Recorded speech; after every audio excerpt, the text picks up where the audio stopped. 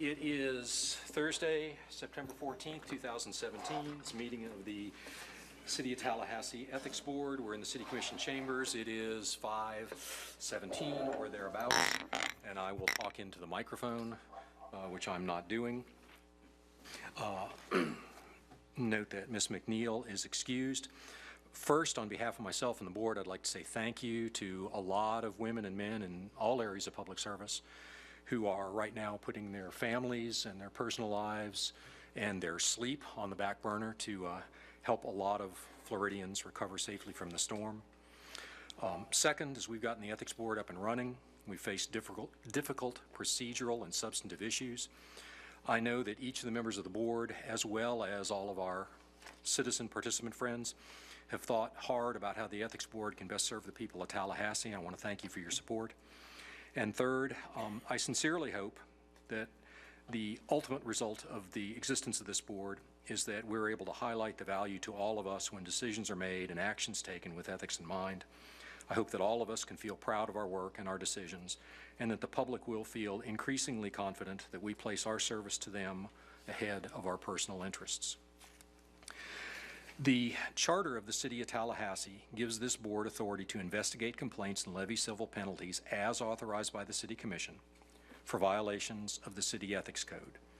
The current City Ethics Code addresses the following 5 topics and no others: enhanced financial disclosure for elected city officials, disclosure requirements for lobbyists who represent the city, disclosure of offers of employment to elected city officials, voting abstention, and ethics training.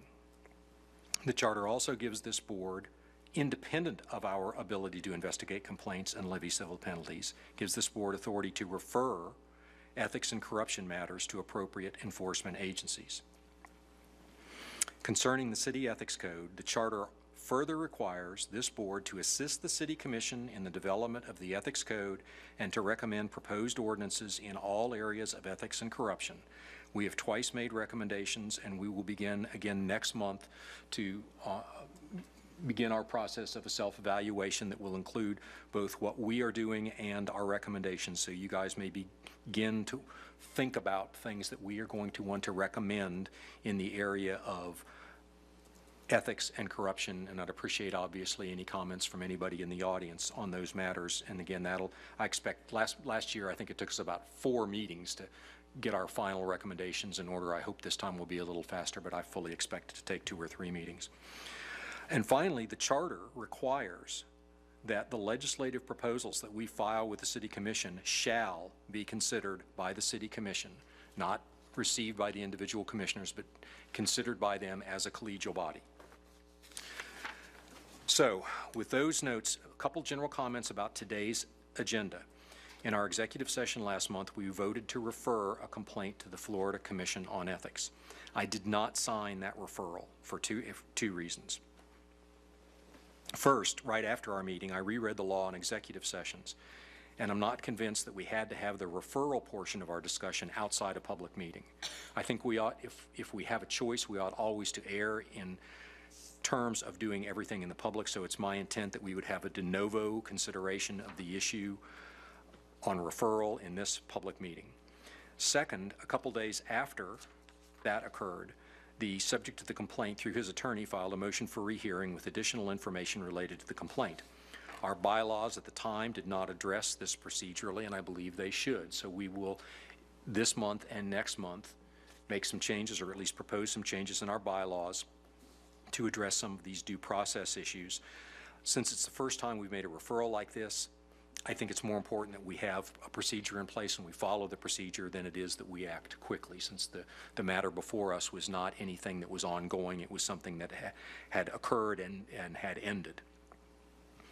So on today's agenda, you will see bylaws on referrals, on when our decisions become final, and on allowing time for things like motions to reconsider.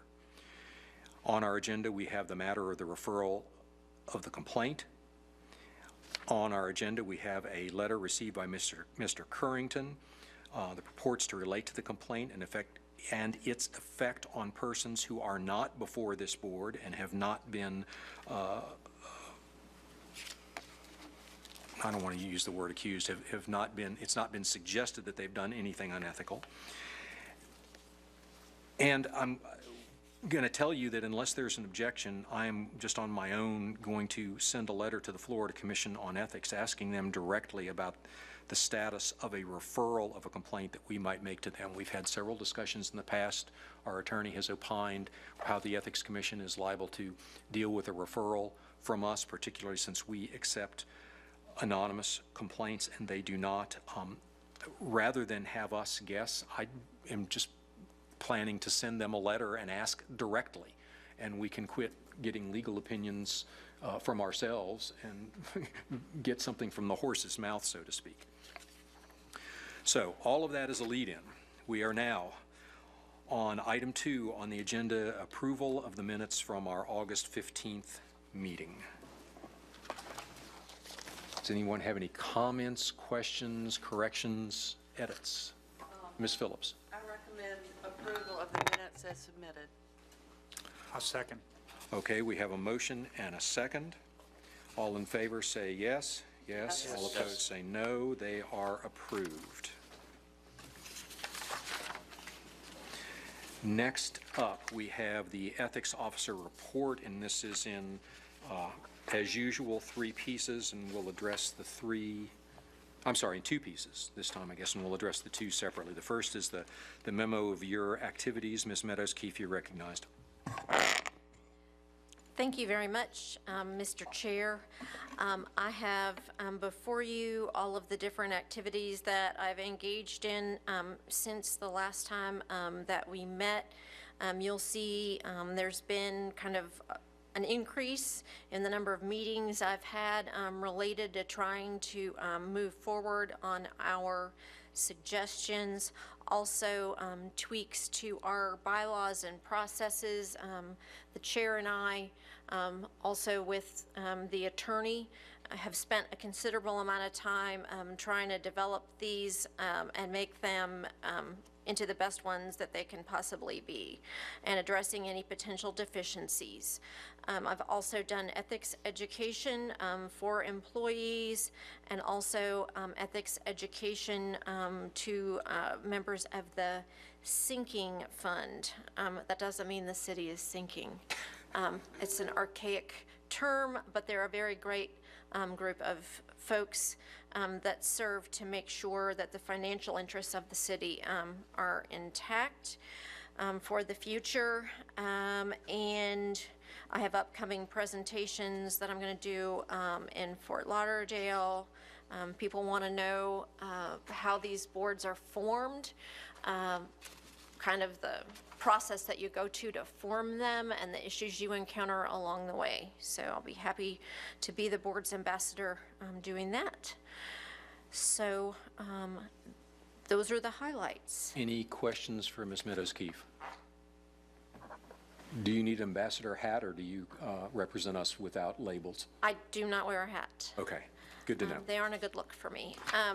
I will point out that I normally have a complaint log of things that I have received over the month. I put a note on my report this month that the issues I got over the phone and in emails didn't fit into that neat category. So that's why you don't have a spreadsheet. I had follow-up discussions with one citizen who wanted to further discuss his matter that he had last month. And then the issues that we're going to address later in the meeting didn't belong on that spreadsheet. Okay. So The next item on the agenda is our budget. Anything unusual in this? no, and I will point out that the City Commission had the first of 2 budget hearings last night. So there was a vote on that budget, and then the final vote will occur at the next City Commission meeting.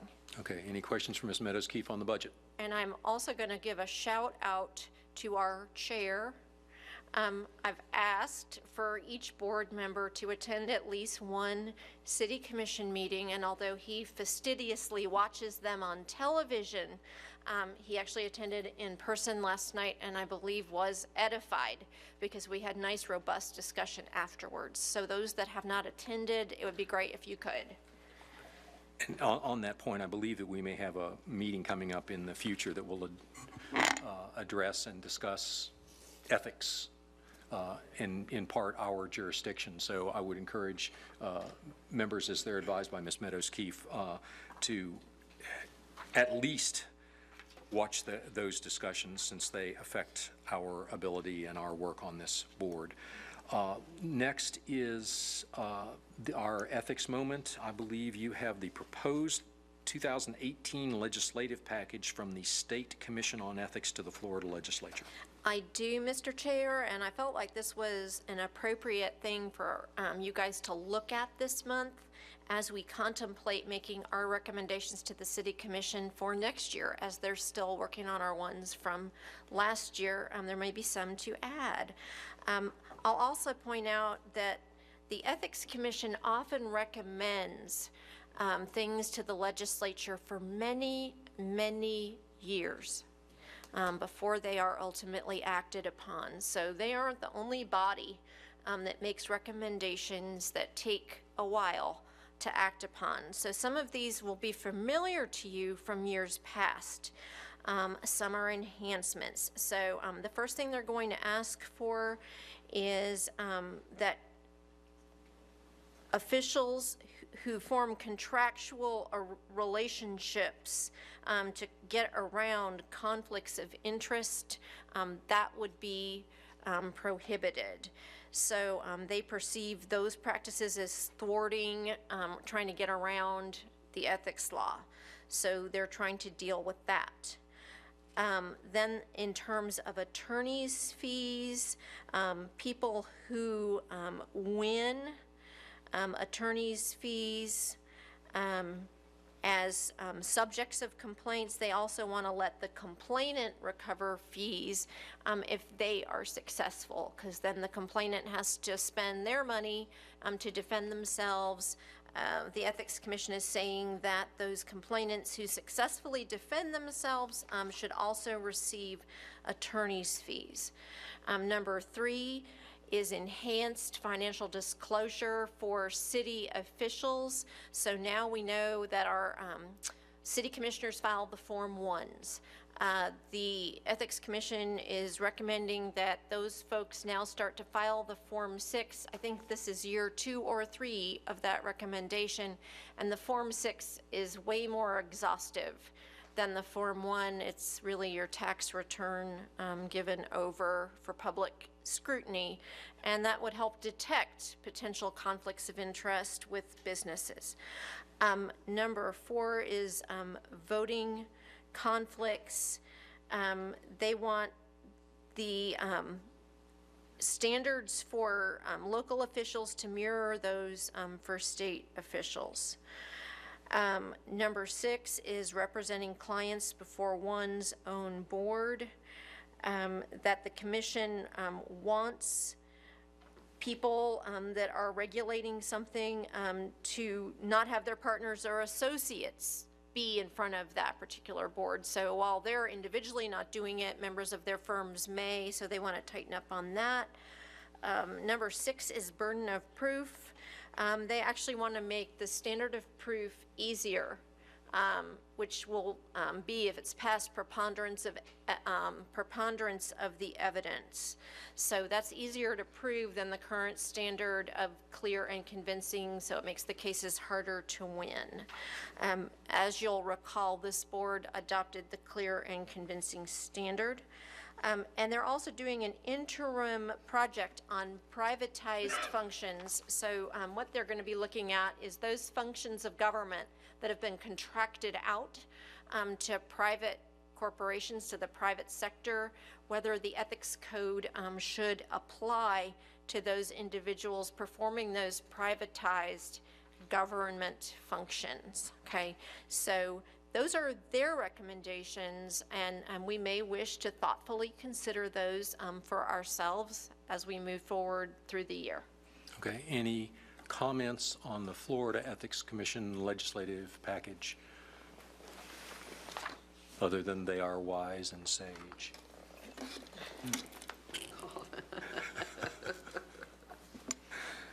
Okay. I'm going to go to item 5 and take some public testimony, but I want to let you know, after item 5, I'm going to jump to combine items 7 and 11, and we will do both of those together since they kind of bundle up nicely, and then we will take our break and we will come back to item 6 after the break and continue with item 6 and then 9 through the end of the meeting. So, Mr. Baines, on item 5. You recognize, sir. Thank you, Mr. Chairman. Curtis Baines, 1323 East Tennessee Street. It's been a few years since I've dealt with the Ethics Commission, but you've been under the capable, watchful eyes of a wonderful group of people.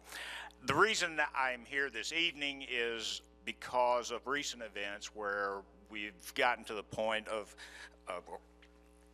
referring cases to the State Ethics Commission, and I wanted to try to remind you that this body was intended to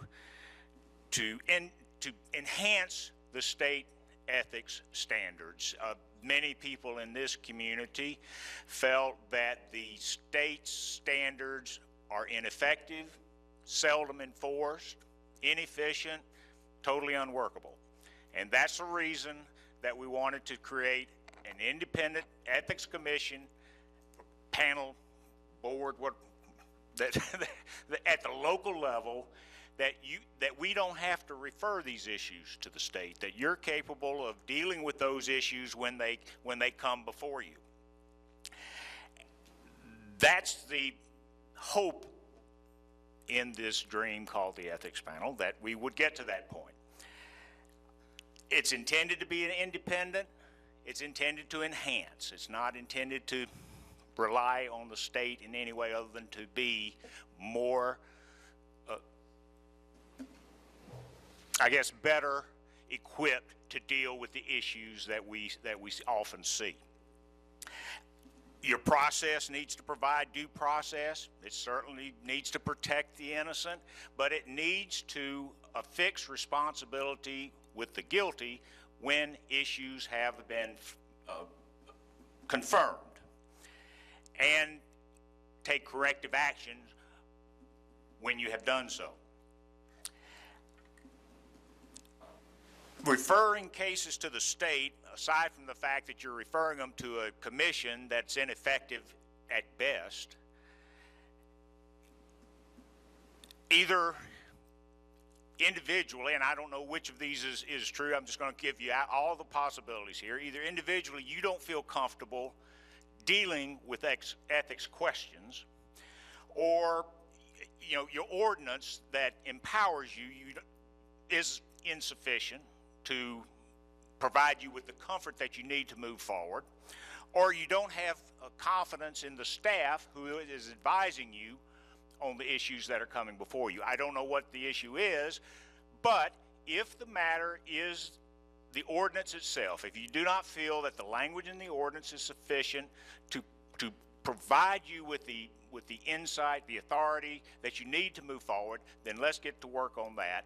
Last night, I made a couple of comments at the City Commission expressing the same ideas, and I understand now that there has been a letter floating around since March that the city has not acted on. I will try to make an effort to find it online, I believe I was told earlier. But if that's the issue, then let's move forward and revise the ordinance so that you have those tools available to you, so that we don't have to refer issues to the state where 50% of the cases are dismissed outright. Thank you. Thank you. Mr. Jackson.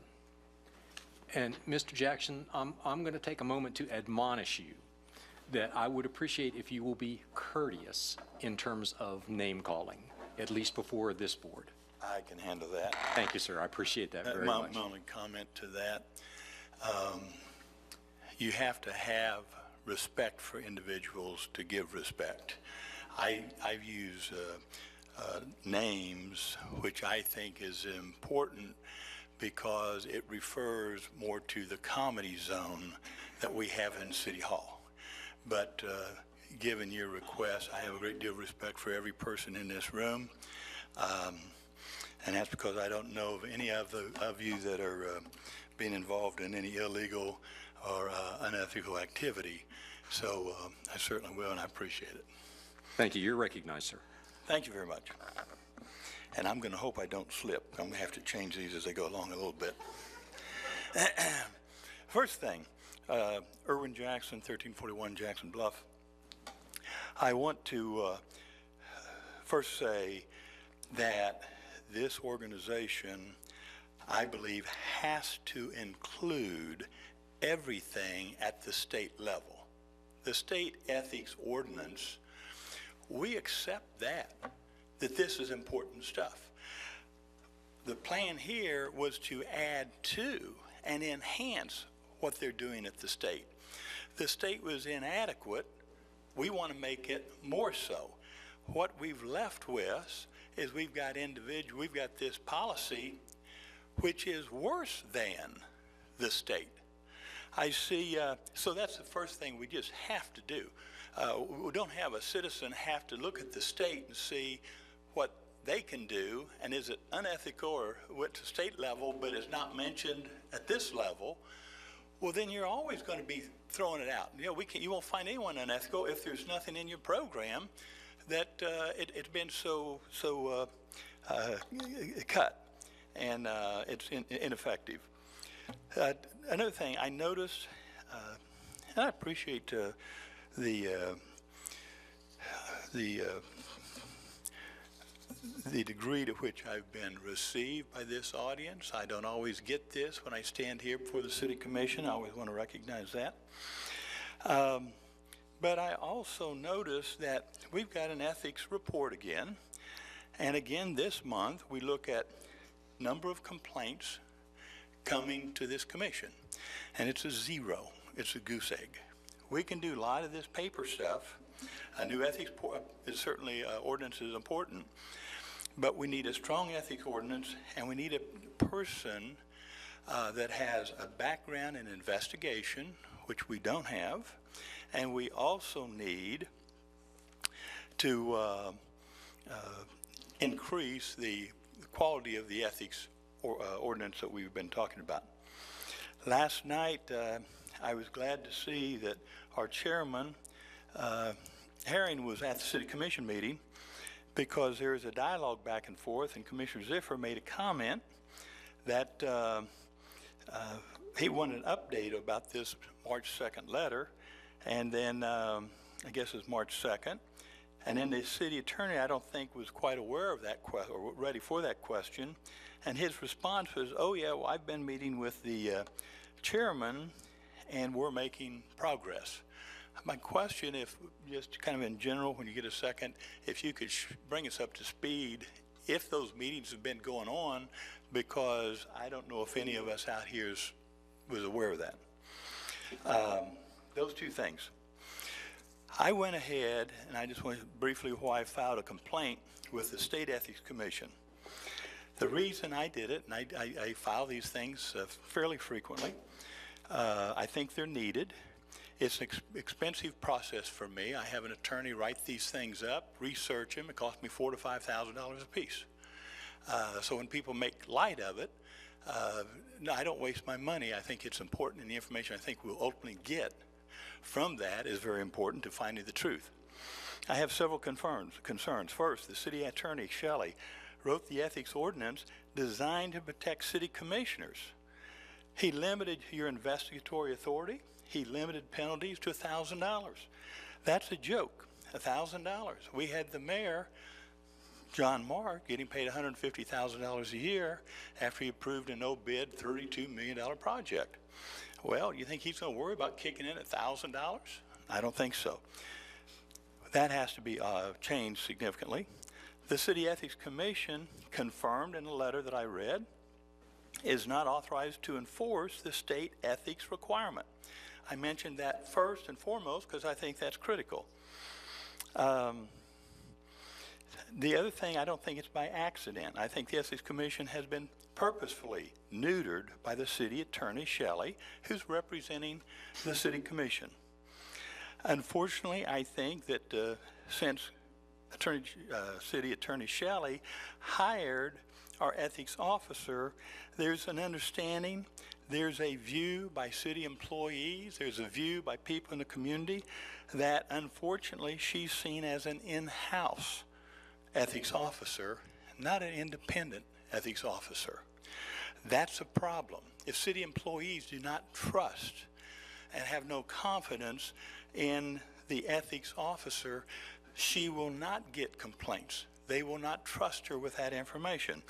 They trust someone like me that's running a job and a business and something else. The investigation, when they find out that in fact an investigation was conducted by Julie and our ethics officer Keefe, and they did an investigation on the city manager Fernandez, and after my understanding, a brief conversation, not doing any formal interviews, not looking at any records, made a conclusion that no ethics violations occurred. I'm thankful that the Ethics Commission, after looking at the information, disagreed with Mrs. Keefe's conclusions. I filed, and we're going to file the ethics complaint to the state. I filed my ethics complaint against Mr. Fernandez because I had no faith in Mrs. Keefe's ability to expose corruption, to conduct the investigation. Also, it was brought to my attention that the attorney argued that the City Ethics Committee had no authority to transfer the complaint to the State Ethics Commission. I believe that, in fact, you do have that authority, and that Ms. Keefe failed also to investigate this complaint. So with these things happening, I said, what can I do to, number one, speed up the process and protect this commission from having to pay legal fees to battle another attorney, because we're going to wind up paying it. Well, it was simply clear to me that I needed to file the complaint to the state at my expense to prevent this commission, as I was saying, for forced delays and additional legal fees. And I also wanted to expand the complaint. I wanted to talk about the $5,000 in the owner discount given to Rick Fernandez to assist his daughter paying for the daughter's wedding by a city contractor. I also wanted to include his creating an unadvertised city job for the same city contractor's personal friend. But I also, and I think this was important, to include the fact that he was receiving, that he asked for and was receiving multiple free tickets to FSU football games in a private box valued at around $10,000. I want to put all those same things together. It also was, might note, this whole issue about free tickets has been around for, several weeks or a month. My understanding, and no one on this ethics commission has looked into that either. I think that's important. Last night, the city commission, this commission must become independent.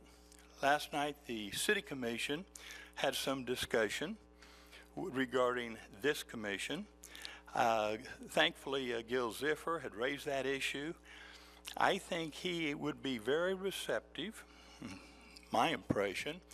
The city commissioners, Ziffer and Curtis and Nancy Miller, I don't think see any political gain to come in and try to tell this body how to design an ethics policy. Given the other two, the mayor and Scott Maddox, they have their own personal legal problems, and I think they probably wouldn't want to share too much involvement in giving you directions how to set up an ethics panel, an ordinance. I think this is a time that you be independent. Gil Ziffer said he wanted his attorney to contact your attorney. I told them that I think that's a worst idea. We've had enough politics involved in this ethics commission. We need to have an independent ethics commission, and unless this city commission stands up, and when they send over, a city commissioner comes over, or if the city attorney comes over and wants to give you some free advice, you need to say, time out, we're independent, thank you very much. We have attorneys, we have money to hire additional consultants, there's lots of ethics policies already existing. We don't want your help. Thank you very much. We will be independent. This is our second shot at this. We wanted independent the first time. You guys weren't around. It got messed up. This will be the second opportunity. I'd encourage everyone to look at the comments between Gil Ziffer, Andrew Gillum, and also the city attorney.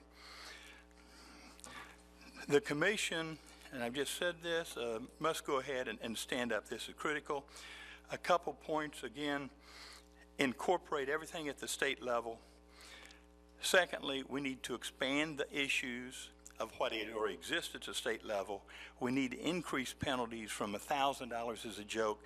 If it's a significant, almost any ethics policy, if there's a violation, it should be a $10,000 fine. $10,000. That's still fairly minimal.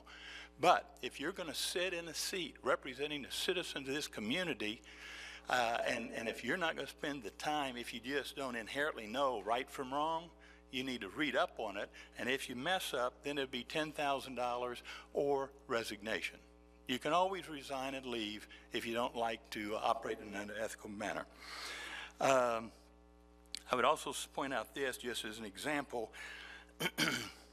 The ethics officer has got to develop a relationship with the citizens. For example, Rick Fernandez stated regarding these free tickets, he stated, in fact, that was not true, that I wasn't telling the truth, that this didn't happen, da-da-da-da. And after an investigation, this will be proven.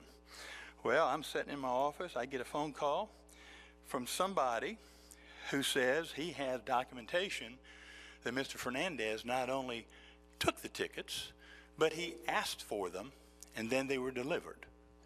So that information has been given to the State Ethics Commission, and what that shows is when you are out in the public, and I've made myself out in the public, and for only one reason, is I want people to call me. And that's when people call me with that information, they didn't call this body. We have to have someone that the citizens feel will investigate, and I think we'll be successful in this case. Thank you very much. Thank you, Mr. Jackson. You bet. I have three things, if the board will allow me. First, when Julie makes recommendations that something is not unethical, her recommendation really is that it doesn't fall within the city ethics ordinance and therefore within our jurisdiction to consecrate. She is not making the moral judgment about what isn't unethical. I can tell you in private conversation she has strong views. We do have in our bylaws the ability to hire investigators, and that's where we would go, is to professional investigators, depending on the nature of a complaint. If it was criminal, more criminal type investigator or more a financial investigator, we would go with the appropriate person.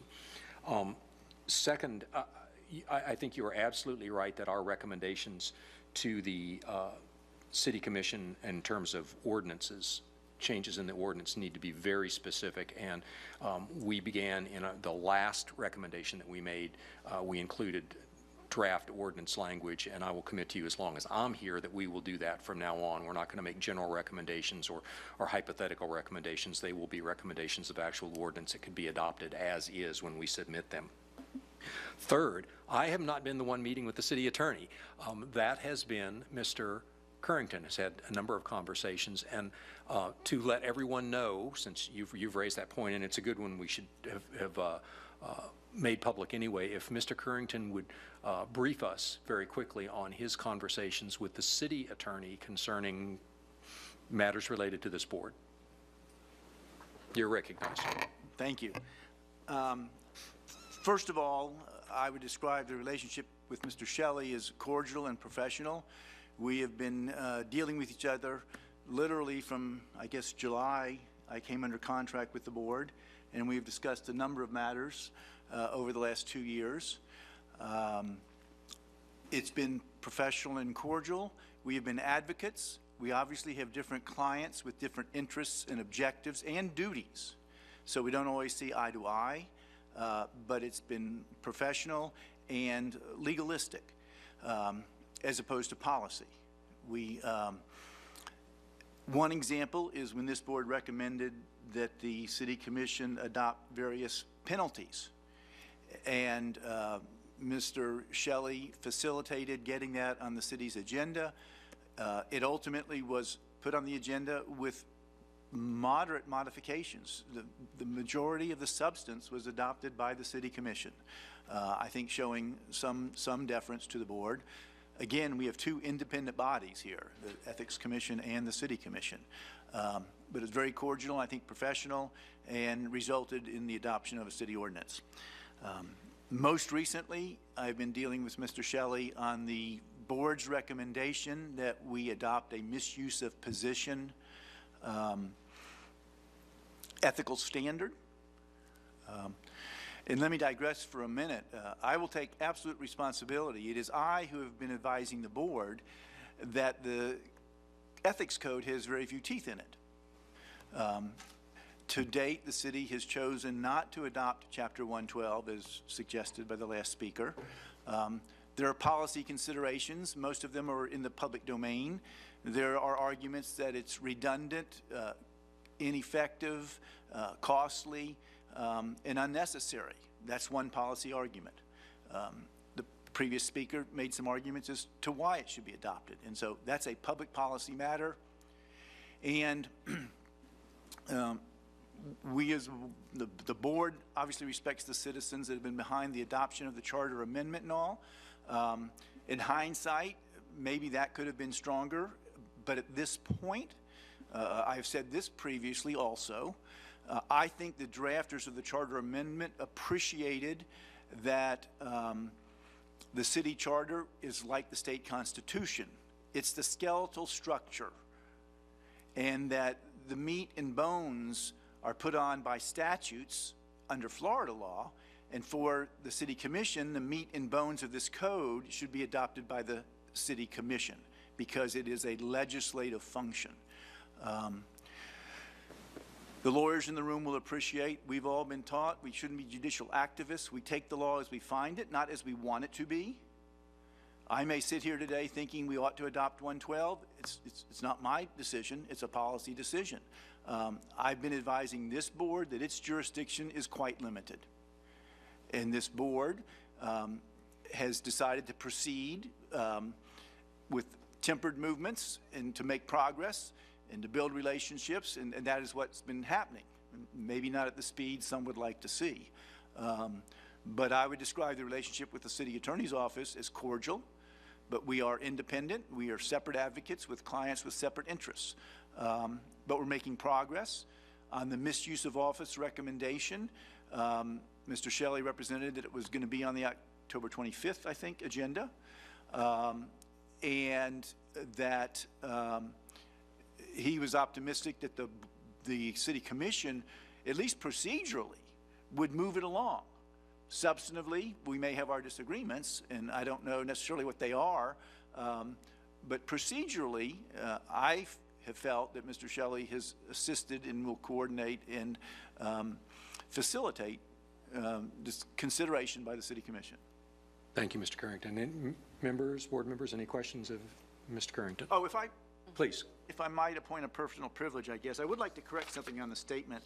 If I understood the prior speaker correctly, there was a suggestion that the attorney had no authority to refer the anonymous complaint to the State Ethics Commission.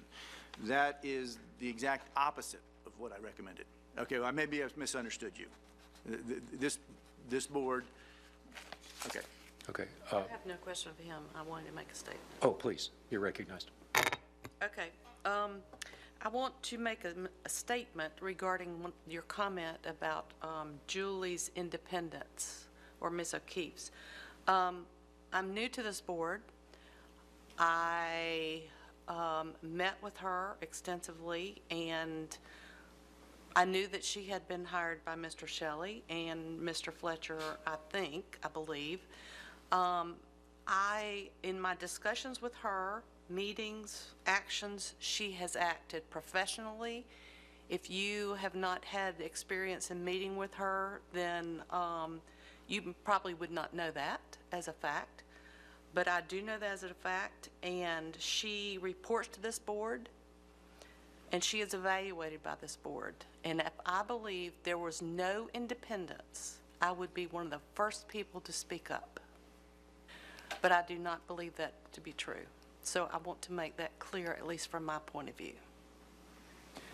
And for another rabbit trail, for the purposes of information to the board members, we are pursuing ways to reach out to the citizens in the community concerning the board and its existence and its jurisdiction. Some of the concerns are just that we aren't terribly visible. We don't pack a room, obviously.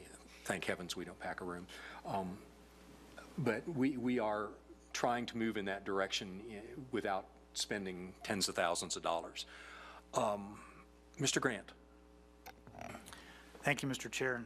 As one of the few non-attorneys here, just a couple of comments. I agree with my fellow board member. I think that the ethics officer has been doing a great job. I would point the finger, though, at the ordinance and the people in the city commission who need to give the ordinance the teeth that are required for us to do things. I think everybody else on the board has sensed my frustration in meetings because of our inability to move forward on a number of issues that I thought we should certainly move forward on because they appeared to me to be unethical behavior. And again, I'm not an attorney, but I have a lot of experience in leadership, in state government, in the military, and other places, and I do have a clear understanding of right and wrong and ethics. And so I've been frustrated by that myself, as the chair knows. So I completely support any movement that we can make towards the city commission to give some teeth to this board and allow us to move forward. I do believe, again, I don't know how it was created, but certainly it makes sense to me that it wouldn't be in the city's best interest to give us a whole lot of authority, at least initially, to see how this thing works. But I think that as we have moved forward, and I think the chair has done a good job in tempering things, especially people like me who have a tendency to want to move out more quickly. And to take a measured approach, I think that's the right answer, actually. And I think that we need to continue to put pressure on the city commission, privately, publicly, in any other way possible, so that we have the ability to do our jobs. I think that everybody on this commission seeks to do that. That's the only reason they're serving here in a volunteer capacity, is to do the right thing. And they would certainly like the ability to do that, given the proper ordinance and laws and those types of things. So very ineloquent, I think, but you understand what I'm trying to say. Far from ineloquent. Any other comments or questions? Okay, we are going to combine items 7 and 11 on the agenda. You will remember we received an anonymous complaint concerning the city manager that alleged two things. One was, excuse me? Are there any more cards? Not on 5. Oh, I'm sorry. Then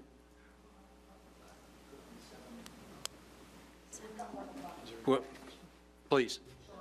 And I may, Jerry, is there a card down there that I missed?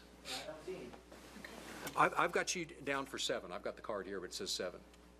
What's this? Okay, well, that was a mistake on my part. Okay. Because I do want to, You're recognized on 5, Mr. Batzine. I do want to talk about these two items. I think that says 7. That are coming up on your agenda. For the record, my name is Peter Batzine. I live at 1628 Woodgate Way. I'm part of the Citizens for Ethics Reform, and I'm here representing Common Cause as a volunteer. At most of these meetings, Julie opens them with an ethics moment, which provides information, news and activities, usually from other jurisdictions, that might inform the work of this board. Well, today I'd like to share my own little ethics moment, if you would, in light of recent activities.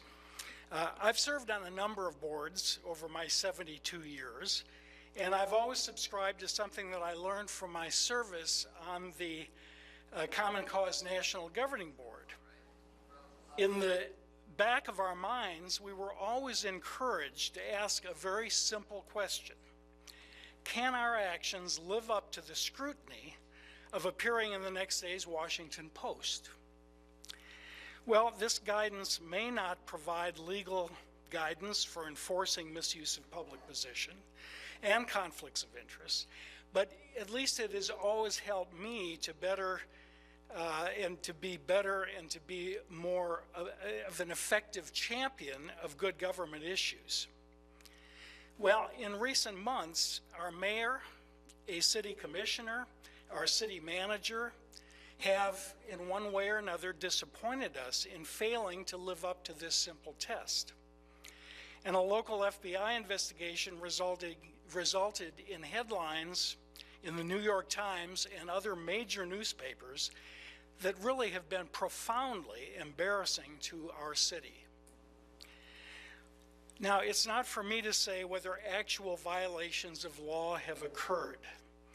I suggest that these alleged ethical breaches, regardless of how well or how poorly they may have been reported in the press, regardless of their seriousness, or regardless even of how they've been enforced, these ethical lapses have only served to fuel profound mistrust of our public officials. Most recently, the attorney for our city manager demanded that each of you individual board members prepare a letter of apology regarding its referral to the Florida Commission on Ethics of a questionable gift in the form of a substantial discount from a city-subsidized Edison restaurant.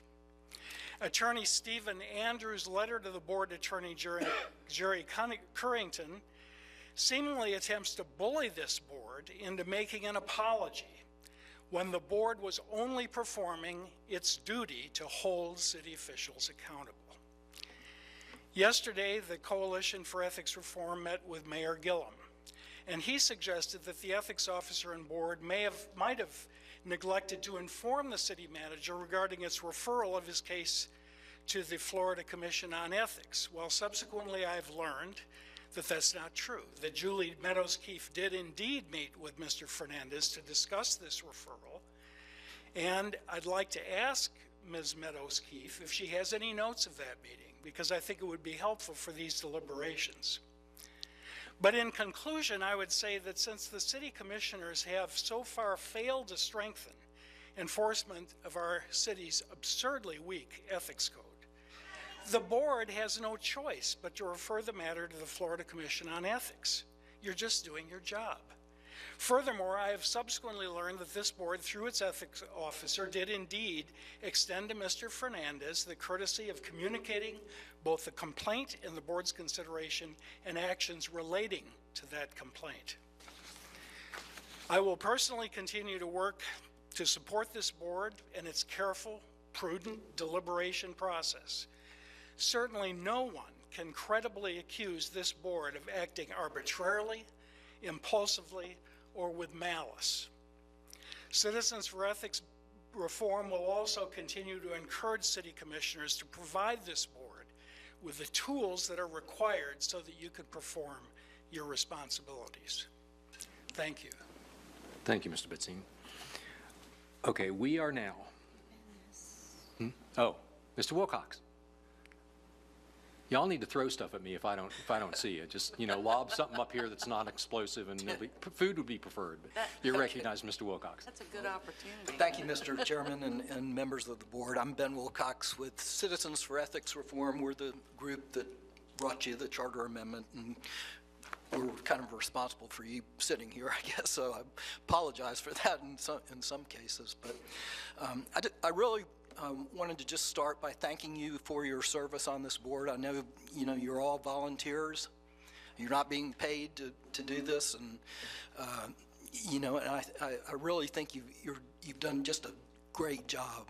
And I think that your handling of the Fernandez complaint was right on, spot on, and you're clearly within your authority to refer that complaint, as the charter amendment says, to the appropriate enforcement agency, and in this case, that's the Florida Commission on Ethics.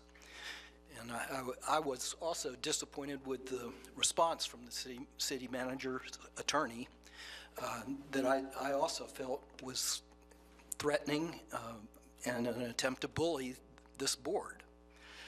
I thought the city manager's first response that I read to the complaint was that he felt like he would be exonerated once there was a true investigation of the matter, and I think he should have left it at that.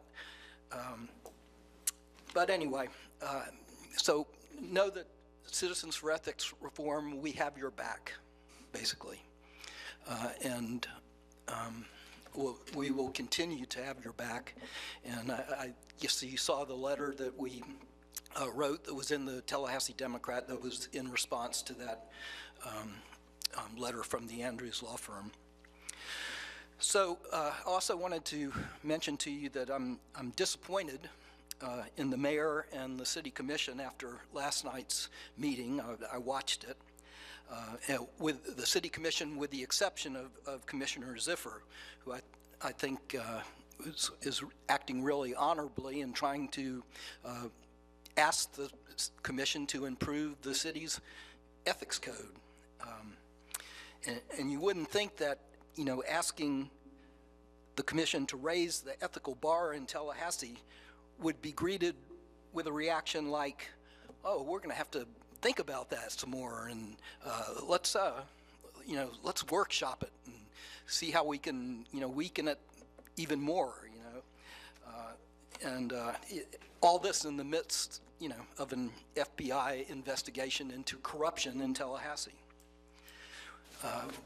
We did meet with the mayor yesterday and had a good discussion. He was, and we thank him for meeting with us. We've met now with Commissioner Ziffer.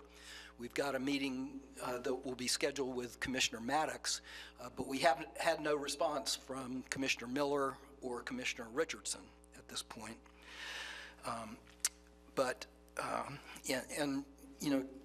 Mayor Gillum said that he was interested in filling in the gaps between the local ethics code and the state ethics code. And that's kind of what I thought your recommendation would do. But apparently he's thinking of gaps that aren't covered by either one. So I'm not really sure where he's going with that. But, when Commissioner Ziffer brought up the idea of taking up an ordinance to improve the ethics code, the expressions on the faces of the commission, it looked like they were all, sucking lemons or something. It seems like the commission is still trying to weasel out from under this charter amendment that passed in 2014 by a 67% vote of the citizens of Tallahassee. With the exception of Commissioner Ziffer, nobody speaks with any kind of passion about having a high ethical bar in the city of Tallahassee. It's all, questions about this and questions about that. It just seems like they want to keep doing business as usual. Whereas, as we now know, business as usual is questionable, and they need to take steps to give the people of Tallahassee some kind of confidence that there is a high ethical standard in city government. Anyway, that's pretty much covers my comments, and I'd be happy to take any questions if anybody has any. Any questions from members of the board? Thank you, Mr. Wilcox. Okay. Am I going to 7? I'm going to items 7 and 11 combined. Here we go. At our executive session last month, we considered 2 complaints that had been submitted to this board. In both cases, we determined that the complaints alleged facts that would not be violations of the city ethics ordinance. And so we closed them for purposes of our ability to deal with investigating and sanctioning those complaints. On one of them, we went further and looked at whether or not it might allege violations of the state ethics law, and made a decision at that point that we wanted to refer that complaint under our separate authority under the city charter to have the authority to refer ethics and corruption matters to appropriate enforcement agencies, was reading there. And we decided to do that.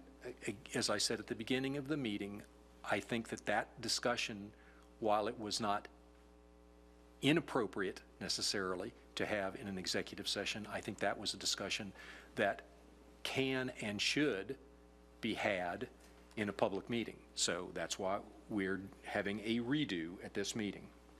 So the complaint against the city manager basically said two things. One, it said that he paid for a reception that was provided by a city vendor and someone and an entity that has a contract with the city that had a large discount involved. And it said that a couple of months after that, a person who worked for that vendor was hired by the city. Those were the two facts that were alleged. I believe that Julie had a conversation with the city manager fairly early on after the complaint and before our meeting last month. She's nodding her head that that's correct. And then subsequent to our executive session last month, we got a motion to rehear and a withdrawal of the motion. And Mr. Currington, if you would kind of bring us up to speed with where we are on that procedural stuff. It is my understanding, and I believe I see in the audience the attorney for the city manager, and I invite him to speak up if I misspeak. But yes, there was initially a letter requesting this board provide a motion for rehearing. They filed a motion for rehearing. And we advised the attorney that that would be added to the agenda. Subsequently, the attorney withdrew that motion for rehearing. And I proceeded to advise them that the issue of anonymous complaints could still come up and there could still be votes, so they may want to attend. And at that point, counsel for the city manager asked that this matter be continued, and that was on very short notice. I received that yesterday afternoon and provided it to the chair this morning. And that now, the motion to continue has also been withdrawn. So it is my current understanding that the city manager procedurally is not asking this board to do anything. That's correct. Okay. Withdrew the motion to continue. Okay, let me ask one question of Ms. Meadows-Keefe. I believe that in the documents that were filed with us, or with the documents you received, Mr. Kerr, actually either one of you could answer this. When the documents that were received by you subsequent to our meeting last month, there was additional information concerning the Facts. events involved in the anonymous complaint. Can you give us, in just bullet form, kind of the nickel tour of any additional facts that the members of this board ought to clearly be aware of? Well, and these are, any additional allegations. Let me make everything an allegation at this point rather than a fact. Okay, so I think what you're asking me to do is to summarize any additional information that may be valuable to this board that perhaps they did not have at the prior executive session. Yes, ma'am. Okay, great, because that's what I'm prepared to do. So attached to the motion for rehearing, there were several exhibits. The first exhibit attached was the actual detailed invoice for the reception. The document that the board considered during its executive session was a document that we'd received from the anonymous complainant. So I could not authenticate that document, but that's all I had, in pursuant to our policy. That's what was provided to this board. So attached was, I guess, an authentic copy of the actual invoice that represented the accurate amount, and the discount. I think on the one invoice that you guys reviewed, it said owner discount. There may be some other differences that I'm not noting here in this bullet, but in the new invoice I got, it said wedding discount. It no longer said owner discount, it said wedding discount. So that's new information. The other exhibit I received was that the relative of the city manager signed the contract with the city vendor. So I believe that that information was represented to the board in the closed session. I can't swear, but I think that was actually part of the dialogue I had at the beginning with the manager, that his relative signed the contract. So that was indeed true. And then I got a further exhibit that was an email from the relative of the manager to an employee of the vendor that Mr. Fernandez would come by to pay the bill. So that was a further piece of information I got. So it was an email from the relative to an employee of the vendor that then became a city employee, that the relative communicated to him, my dad will be by to pay. And then finally, there was also included as an exhibit an estimate for catering services from Andrews, and that estimate was for $10,306. So that is a summary of the new information that I received since the board met in executive session last month. And the $10,000 estimate from the vendor that was not chosen compares to what was the final payment to the vendor that was chosen? I should know this by heart by now, but I think it was around $14,600. Okay. Okay. So everybody's got that, right? We're good. You're recognized. So the receipt or invoice that you're talking about for the wedding discount, it was, whose name was on the contract? The name on the contract, I can't quite make the signature out, but it's represented to me and I believe to be true. It was signed by a relative of the city manager. So it was not signed by the city manager. Who, what, okay, the signature, well, but who was the contract with? The contract was between the city manager's relative and the vendor of the city. Okay, so the contract was never with the city manager, ever? Because that's what I thought it was. No, ma'am. Okay, and do we the discount, whatever, it's a discount by whether it's an owner discount or a wedding discount? It's or whatever. 25%.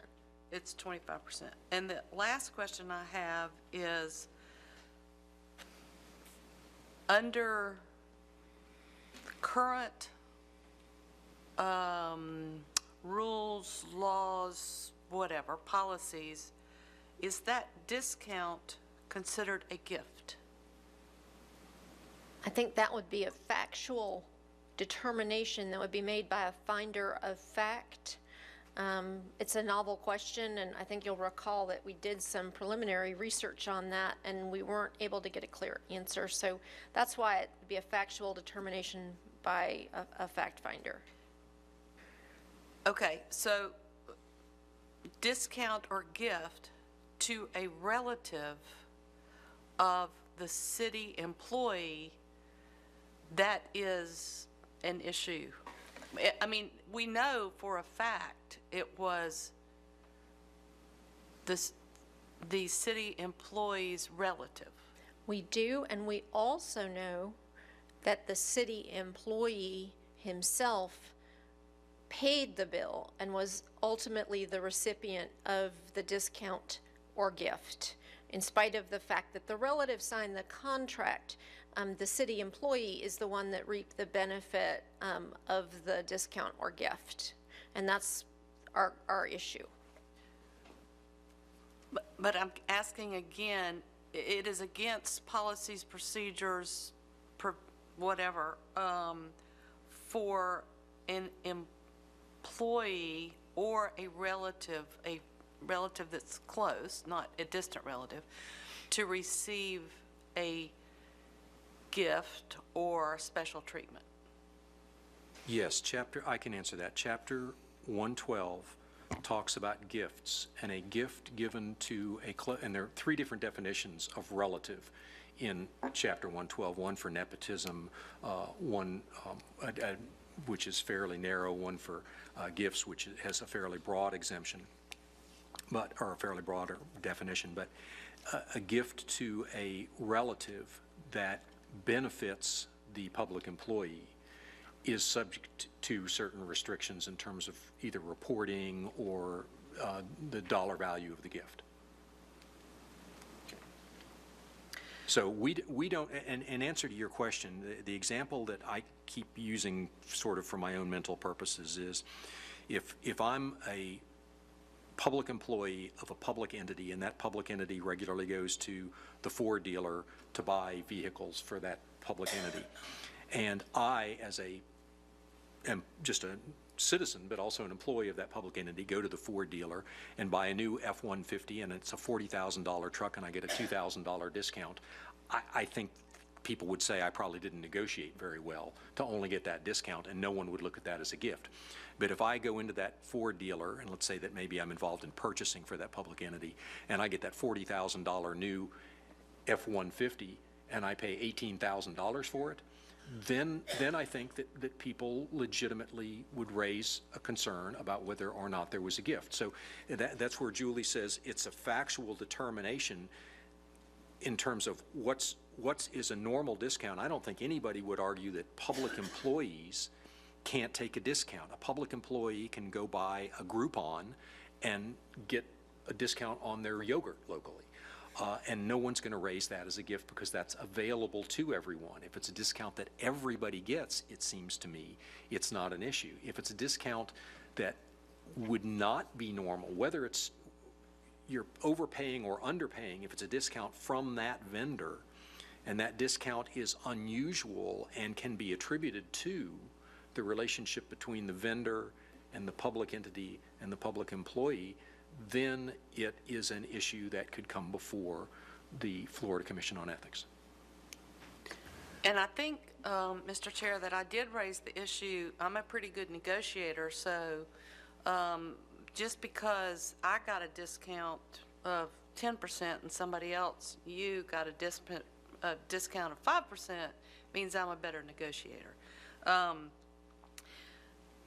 And that was, again, that was a question that I raised during our discussion. This discount was 25%, and the other bid, for lack of a better word, was $10,000 versus what Mr. Fernandez paid was $14,600, correct? Yes, ma'am.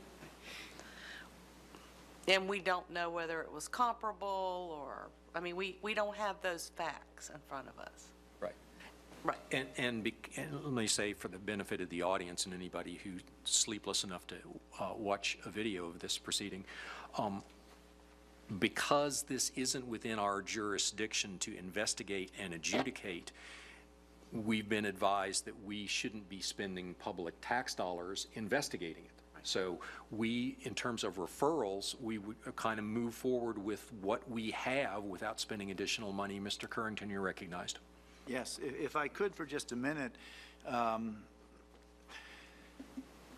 want to clarify what did not occur during the executive session of this board. There's now a transcript of that. Everything that's been discussed today is now a public record, and in my view is no longer confidential or exempt. So I'm not disclosing any family secrets here. But first and foremost, because it was a closed-door session, a lot of people don't know what went behind closed doors. It was not an evidentiary hearing. It was not a trial in any form or fashion. It was a simple review of legal sufficiency. What does legal sufficiency mean? If the facts alleged were true, would they constitute a violation of the city's ethics code? Not a violation of the state ethics code. As the chair said at the beginning of this meeting, our code prohibits 4 things, or require 4 things: financial disclosure, abstention. We've all heard the 4 things. That's all it does. In my judgment, this complaint did not allege a violation of the city's ethics code. Therefore, it was legally insufficient. And under Chapter 286, once you determine legal insufficiency and you don't have jurisdiction, then it becomes public. And my advice was they should not proceed. So the vote of the board, as reflected in the transcript, was that the anonymous complaint did not state a legally sufficient cause of action for a violation of the city's ethics code. I do want to say that there was no evidence taken. There were documents submitted or provided, but there was no evidence taken. There were no witnesses sworn. There was no hearing. There was no determination of probable cause. There was no determination of guilt or innocence. There was no weighing of the evidence. There was no determination of whether there was a violation of Chapter 112. The board was simply deciding it's not their bailiwick. Let's throw it into the court of whose bailiwick it is and let them determine. So to Board Member Phillips' questions about the evidence and proof, that is really for the State Ethics Commission to decide whether or not there is proof of a gift and whether it's a close relative and whether, and so on and so forth.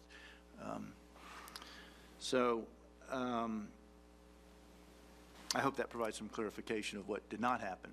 Okay. Questions? Comments? Mr. Andrews, would you like to be recognized, sir? Please, you're recognized, sir.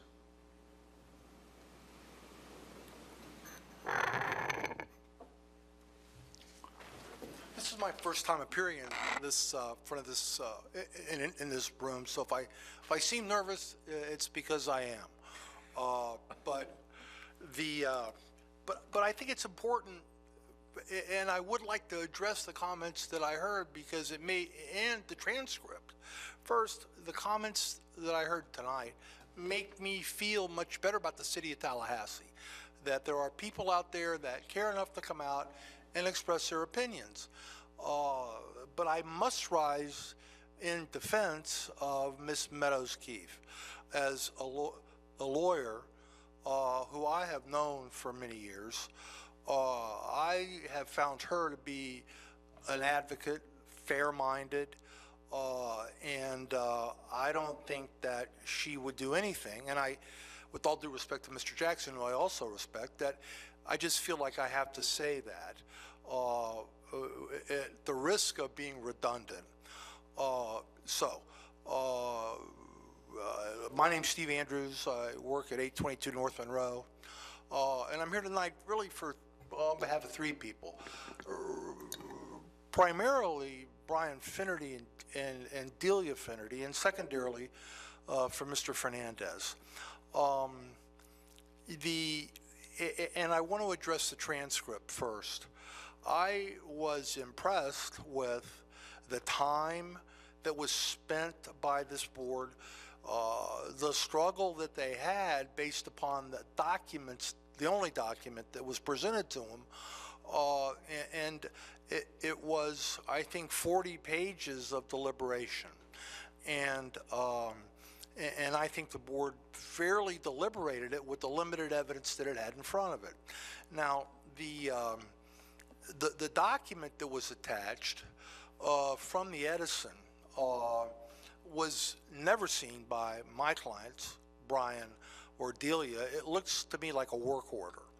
But I would like to sort of go through the documents and try to, and I'm not testifying about it, but I do think it's pretty evident. First, this was a wedding. And we've been talking about relatives, and it's no secret, Delia is Mr. Fernandez's daughter. And as a young lady who's been a CPA for 8 years, she wanted to plan her own wedding. And she went to Andrews, got a bid, and I would encourage you to take a look at the Andrews catering bill for around $10,000, as well as the contract between Ms. Fernandez, Ms. Finnerty, and the Edison, because it is virtually identical. The food selected was identical. Everything was identical. There was no, so to the extent that and I think one of the board members asked, is this a gift? Had there been an investigator who interviewed Ryan Grindler, one of the owners of the Edison, or managers, he'd have said, I think we probably overcharged Delia Fernandez. And she paid $14,000 when she had a bid for $10,000. Why? A couple reasons. First off, my firm had just got through suing Andrews, and I think she felt uncomfortable about that, number one. Number two, she simply liked the food better at the Edison. So instead of having a gift, in essence, Mr. Fernandez paid more than he could have paid for the identical thing at Andrews. And this wedding occurred at Goodwood.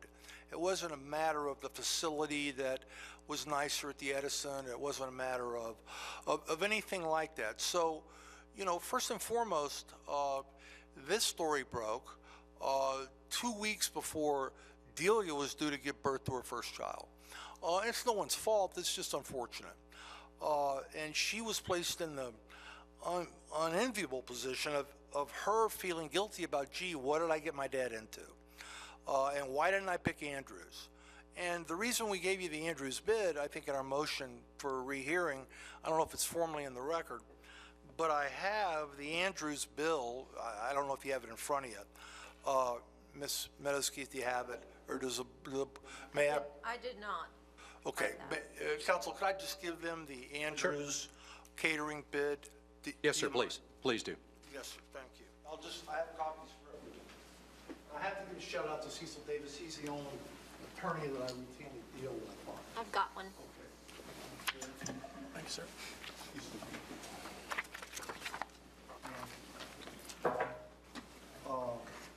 Sir. And Mr. Cook. Now, this is the Andrews catering bill, and it was a bid that was. If you'll quit talking till you get back on the microphone, it'll help the AV folks in the back, please, sir. Absolutely. Thank you. I apologize. Like I say, I'm a little nervous being up here. There's no reason to be nervous in this room as far as I can tell, because I keep asking these people to throw things and they won't do it. So. Well, it sounds like they want to throw a few things at me, but I can understand that. So anyway, Andrews submitted a catering bill. It was virtually identical to for the items that were ultimately provided by the Edison, and I also have the Edison contract. Now, Ms. Meadows-Keith said it was a bid, said it was, and I can understand her confusion, but in fact, there was a contract signed by Delia and Fernandez. Okay, and you're going to stop while you hand this, or give it to me and I'll hand it out and you can go back on the mic. Thank you very much.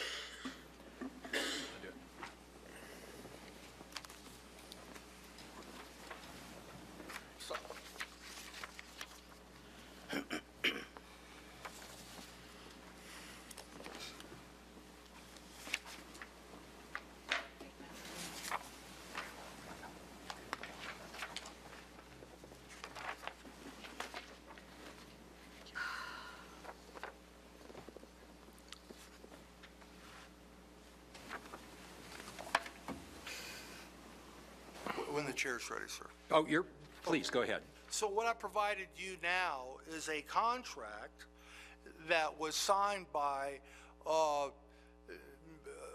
Delia Fernandez, now Delia Finnerty, for the catering event. Now,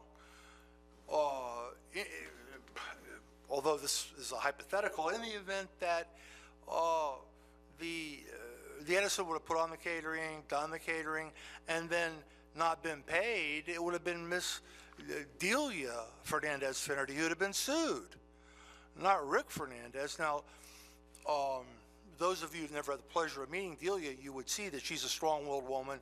She does what she wants, and she's a CPA.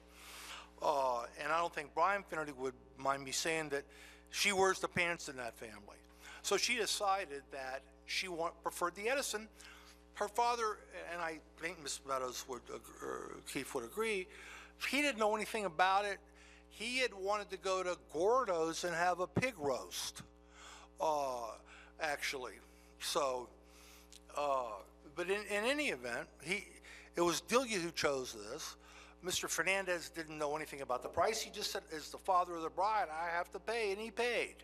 So, was it a gift, or was he in fact overcharged? So, and just let me digress for a second. There's been discussion tonight by members of the audience about should there be an investigator?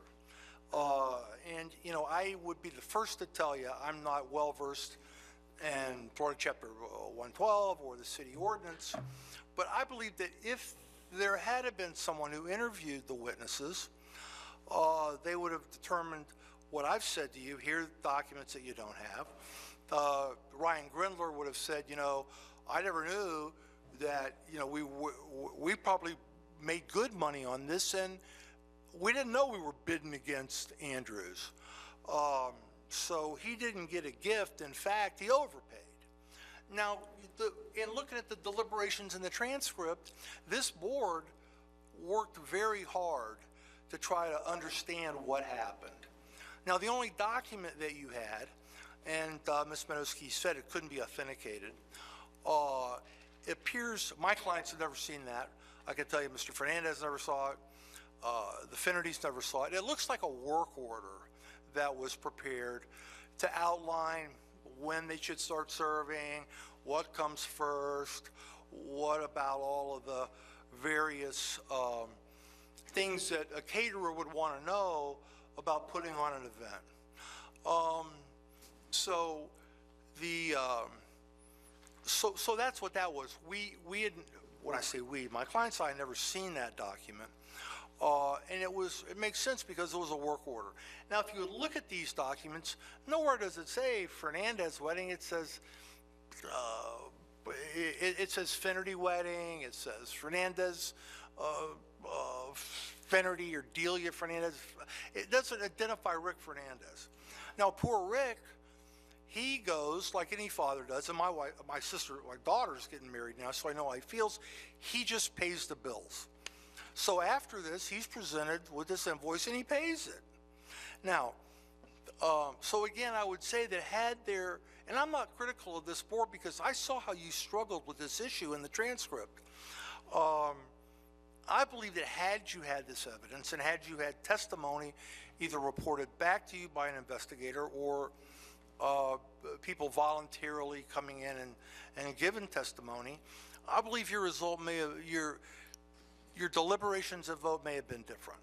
Now, I'm not going to get into whether you had jurisdiction or whether you didn't, but we wrote, I don't think it's any mystery that when I wrote the letter on behalf of Delia and Brian, I would say I was hot about it. And I hear Mr. Jackson snickering, and I've had the chance to know him, and I respect him very much. But I was hot about it because it was just so unfair in a way to them, and it put them in a place of feeling this immense guilt because of what happened to Rick Fernandez over this wedding. Now, so the question is it a discount? I believe that in fact it wasn't a discount, wasn't a gift. and that the Andrews bill is conclusive evidence of that, and I will tell you that it's authentic. So the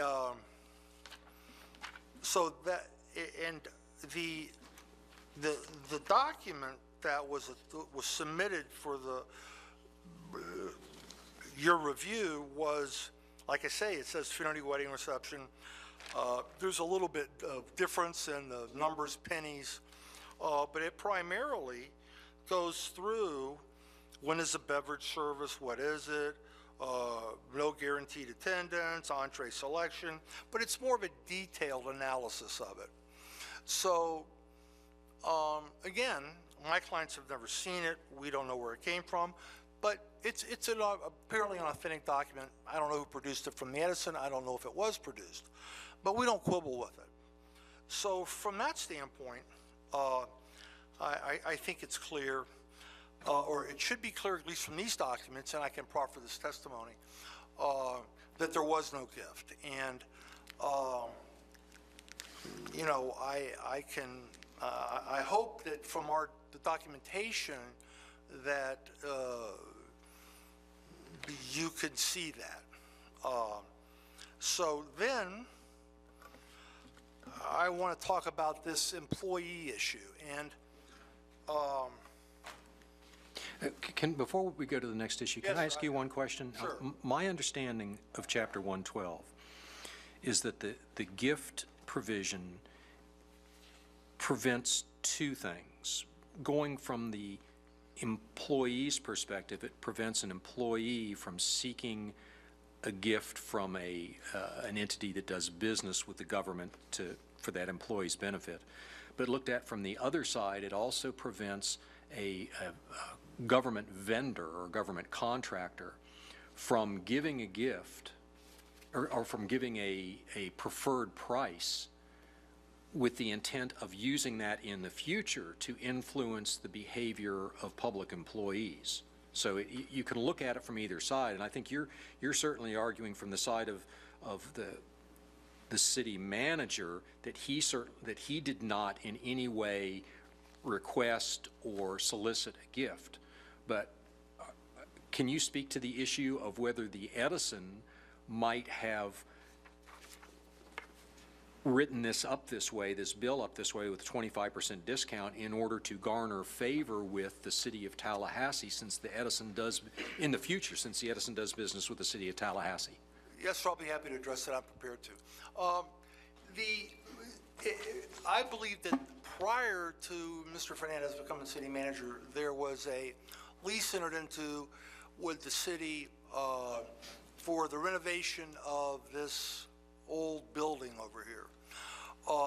And in connection with that, the city received, I believe, there was a 2.4 million CRA grant given.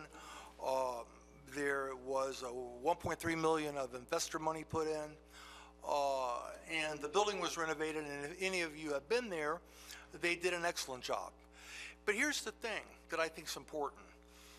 In the event that there's a default under that lease, it's not Mr. Fernandez's job to determine that. It's the city manager who would guide the city commission. And in fact, this has come up, I think, 6, 7, 8 months ago in front of the city commission.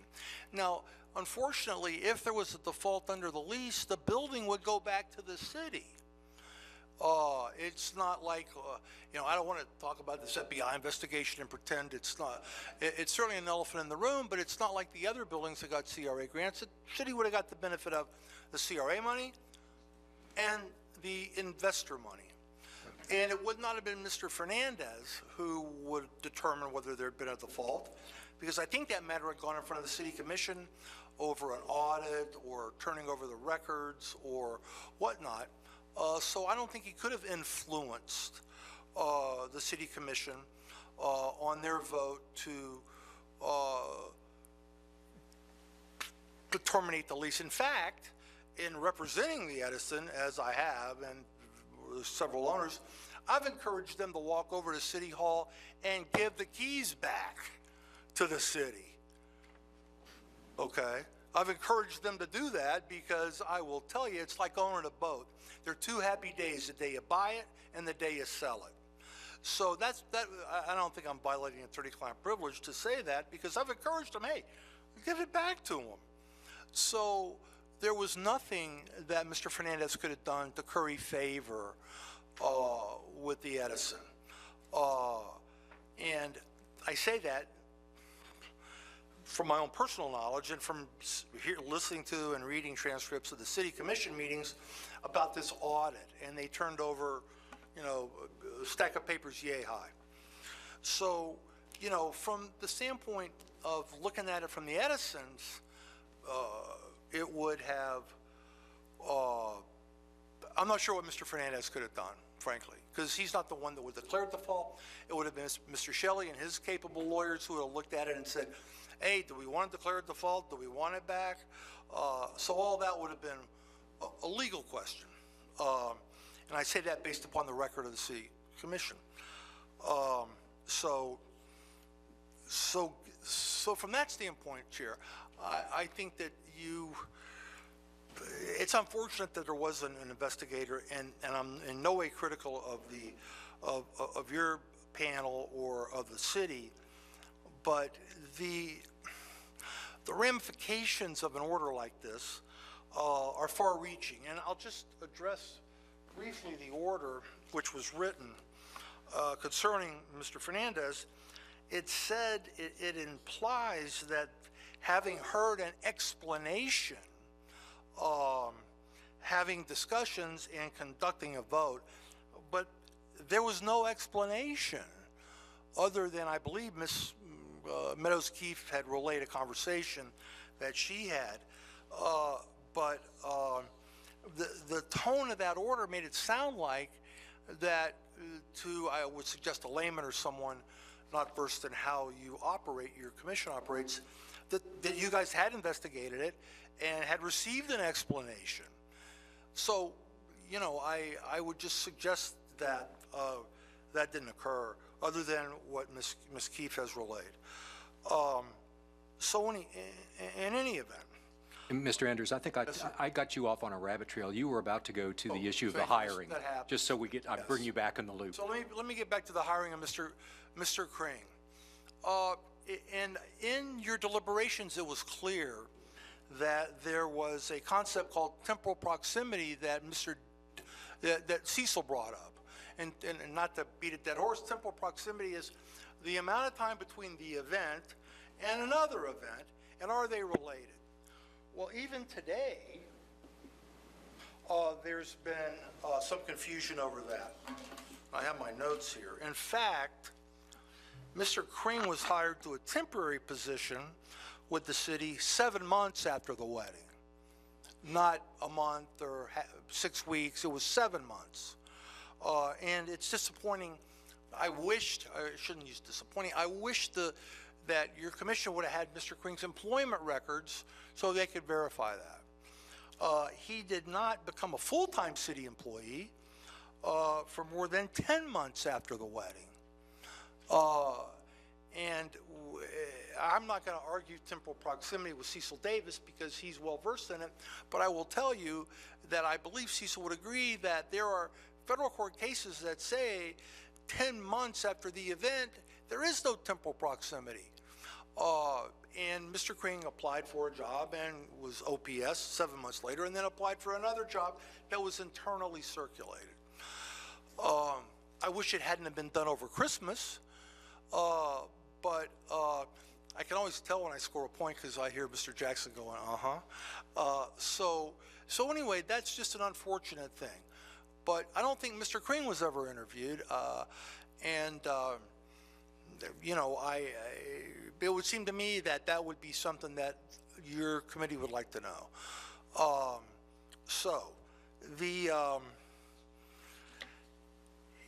And that's an important thing. I mean, Mr. Crane is, his name has been bandied about plenty in this town recently. He's almost like Forrest Gump. He's everywhere. But I will tell you that he got hired 7 months after the wedding, and then OPS, and then full-time 10 months later. Now, Mr. Davis raised that issue. And there was no evidence to link the two. And I saw in your deliberations that you struggled with that, and I appreciate that and understand the struggle. And just let me address some other things. The anonymous nature of this complaint makes the referral, in my opinion, to the Florida Ethics Commission a nullity because they will not accept an anonymous complaint. So there's sort of a loophole. If the city can refer an anonymous complaint to the Ethics Commission and they take it up, it's a gaping loophole in their rules that require that it be signed by a person. And now I have to say that Mr. Jackson has gone on the record, signed the complaint under oath, and filed it with the Ethics Commission. And and he's no shy flower. So from my standpoint, that's already been done. So let me talk about policy, because I think, look, I don't know much about your ordinance, and I never appear in here, but certainly your ordinance doesn't have a lot of teeth. And I don't know why that is. I can't even speculate on it. But certainly your budget, you could hire an investigator. You can't compel testimony from anyone, but it would seem to me that an investigator would be time well spent. If I'm droning on, cut me off. I apologize for that. So, you know, that's one of the things I would recommend, and I don't think it's fair to Ms. Meadows-Keefe to make her a de facto investigator because of her position on the board. I don't think that's fair. So there are plenty of retired police officers, retired FBI agents that you could hire to conduct a ad hoc investigation if you think it's warranted. From my standpoint, I wanted to come here and speak both for Mr. Fernandez and also my good friend and attorney who works in my firm, Brian Finnerty, because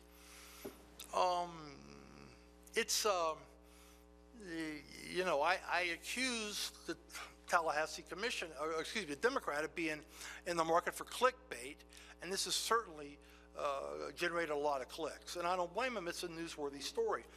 But the effect of this has been, I think, horrible for Mr. Finnerty and certainly his wife, and I think that Rick Fernandez maybe wishes Delia never met Brian. But bottom line is, you know, I wanted to present that to you. I wanted to make argument to you. And I can only say, after reading the transcripts and watching you in action and hearing these people come up and give good faith assessments of how important ethics are, I'm heartened by that. I've never been a member of a board. I've only been an advocate. And I stand here today as an advocate, and I wrote that letter as an advocate. And so to the extent that it appeared like I was bullying, I would suggest it's probably not the first time I've been called that, but I understand that. But in my role as an advocate, I have to do that. And I apologize if I offended anyone. But that's all I have. If there are any questions, I'll be happy to answer them. Any questions from any members of the board for Mr. Andrews? Yes, Ms. Phillips, you're Oh, I recognized. have a question. I expect you have three. Right, probably. My first question, I guess, really, since Mr. Andrews continues to say we should have investigated, we don't have, I want to make sure I understand, we do not have jurisdiction over this complaint, therefore we cannot investigate. There are two provisions, and I'm going to ask Mr. Currington to follow up on me here, but there are two provisions in the city charter. One says that we can investigate and sanction violations of the city ethics code, and we decided that there were no alleged violations of the city ethics code, which is, both Mr. Currington and I have pointed out tonight, is very narrow. The other is that this board has the authority to refer ethics and corruption matters to appropriate enforcement agencies. As I recall, what we discussed in our executive session, it was that there were only two places that we thought that a referral would be appropriate if we wanted to refer. One would be to the State Commission on Ethics, and the other would be to the Governor's Office.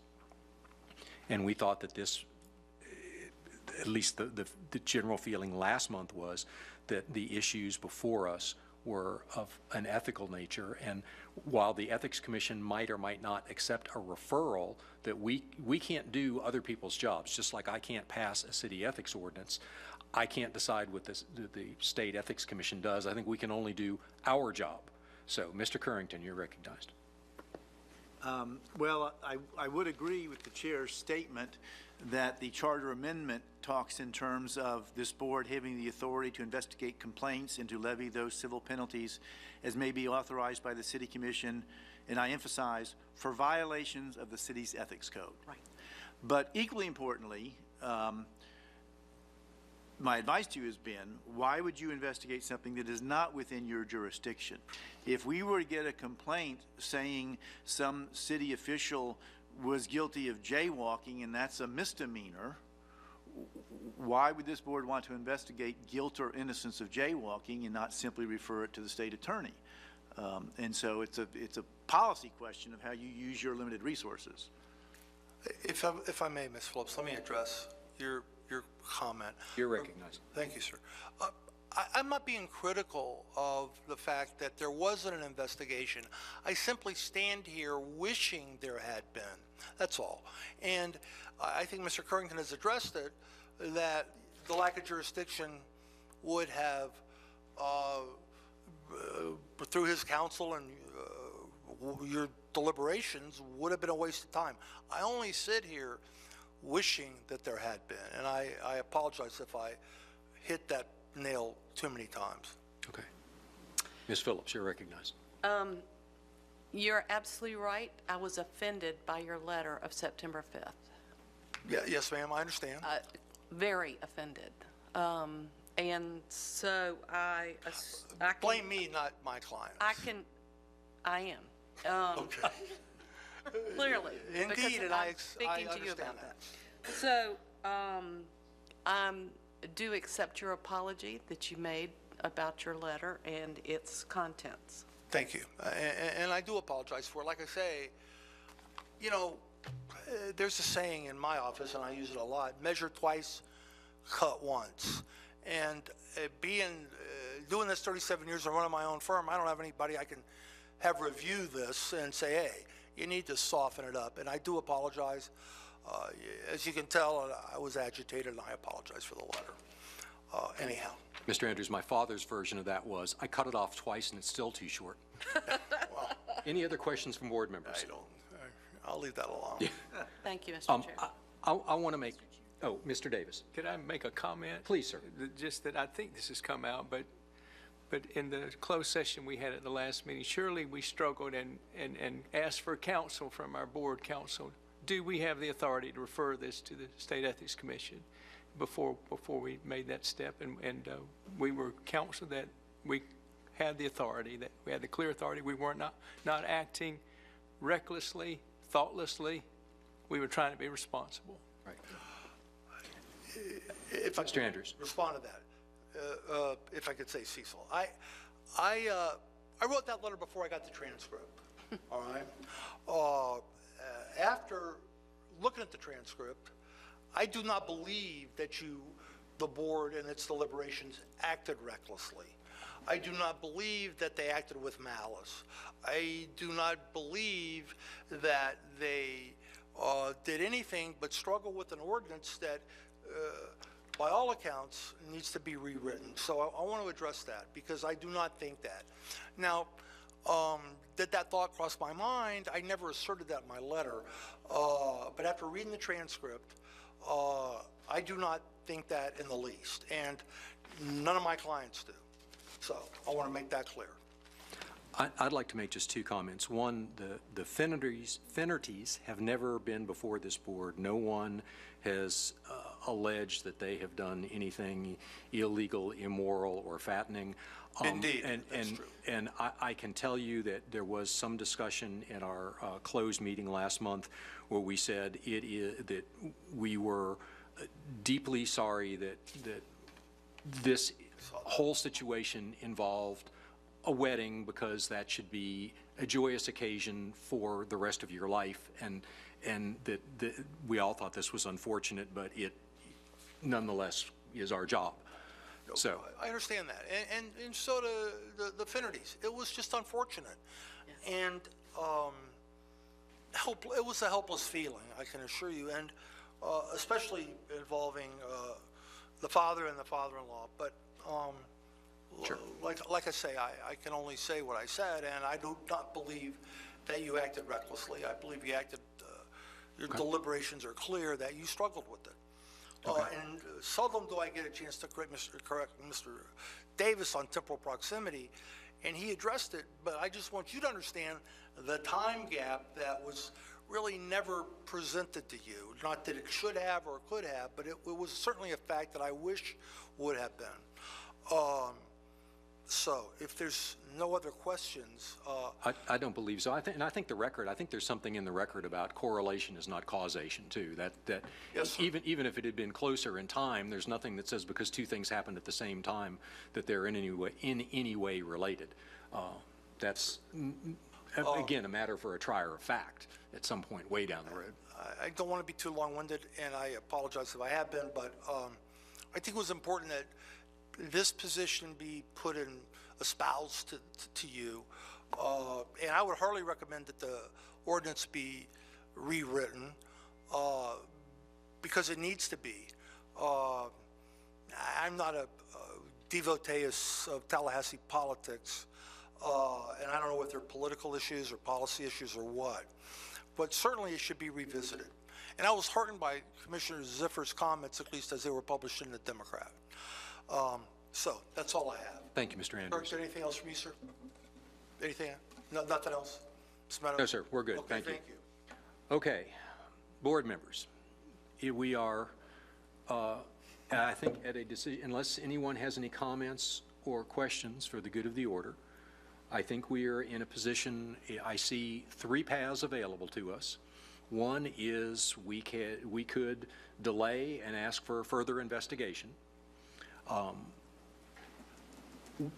Second is that if someone wants to make a motion that we do nothing further with this matter. And the third, I think, is a motion that we, under our referral powers or referral authority, refer this to the Florida Commission on Ethics.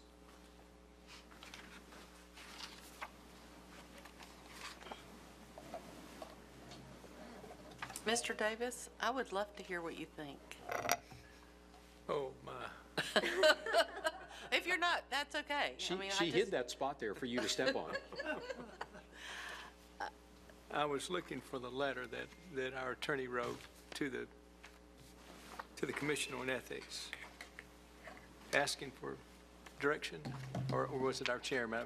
It was our Chair, chair. the draft letter from you. Yeah, that regardless of what happens on this matter, I intend to send that.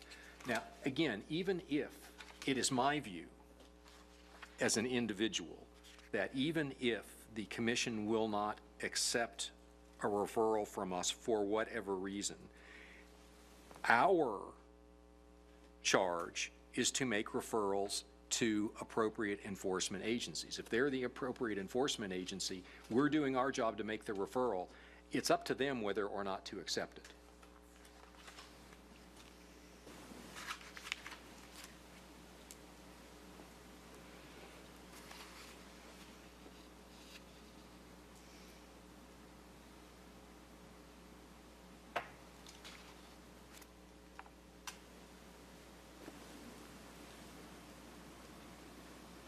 So it's refer, do nothing, or what? Or refer, I would say it's either, unless someone sees a different path, I see three paths. One is do some further investigation and come back again. Second is refer it to the Florida Commission on Ethics, which I think is of the appropriate enforcement agencies, I think they and the governor are about the only ones that would be arguably appropriate, and I think the Commission on Ethics is far and away the more appropriate of the two, because this is, if anything, it feels like an ethics matter if it is an issue. And the third would be if someone wants to make a motion that we do nothing further with this issue. I think those are the three motions that I'm willing to accept. A question, Mr. Chair? Yes, sir. The question is, if we decide one of these to be investigate and come back, what is the process for investigation? Then I would put Julie primarily on the hook for finding us someone who can go out and talk to some people.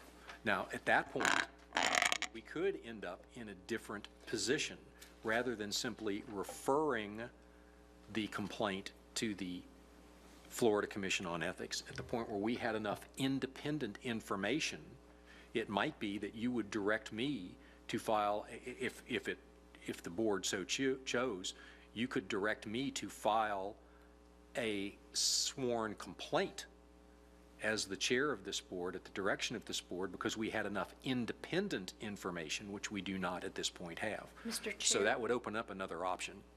By what authority would I be doing the investigation?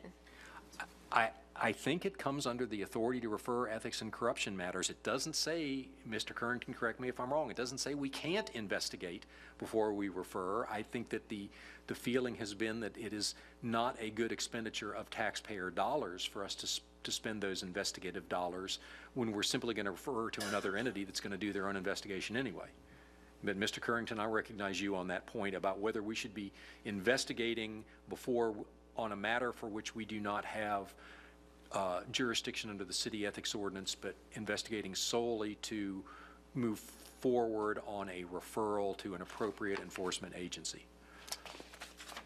I wish I had a black and white answer, but let me try to answer your question. I'm looking at Article 9 of our bylaws, and I guess it's Article 9, paragraph capital B 4, which talks about we have a first stage, second stage, and third stage. So far, we proceeded under the first stage, and that was we determined whether it was legally insufficient or sufficient. And based on that, the board voted to dismiss it. Right. Okay. The second stage talks about if the complaint is found to be legally sufficient, the investigators shall collect all evidence and so on. So in our current bylaws, I think we're suggesting a predicate that we find legal sufficiency before we would investigate. But again, I don't think it's a black and white answer, because I guess the question could be, if you were going to read the charter amendment liberally and allow you to investigate, I guess you could argue that our bylaws aren't comprehensive and don't contemplate that as a possible alternative. But I think my advice has been throughout that, and it has been largely, I think, a policy advice, is that why would you investigate something, again, whether it's a gift or whatever, let the people that, it's their law, whoever enforces Chapter 112, let them do the investigation. But this board has a lot of discretion, I think, and it's, you know. Mr. Grant?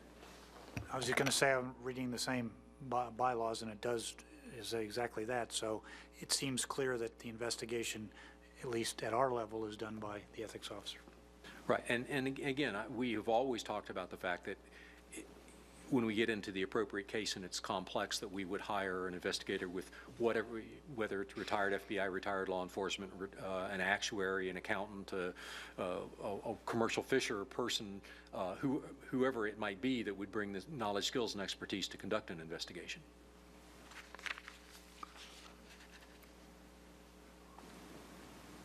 Okay, I'm holding the break over you till someone makes a motion to go down some path. I'll make a motion. Mr. Grant. Yeah, you know, we're, as you stated already, this action has already taken place. It's in the past, and we're trying to get to the heart of it so that we can make of good and fair decision. I think that I would like to move then that we investigate this and come back next month and bring it up and put it on the agenda at that point. Okay, I have a motion. Do I have a second? A second. Okay, I have a couple of seconds, which gives me an idea where the vote's going. Okay, is there any discussion of the motion?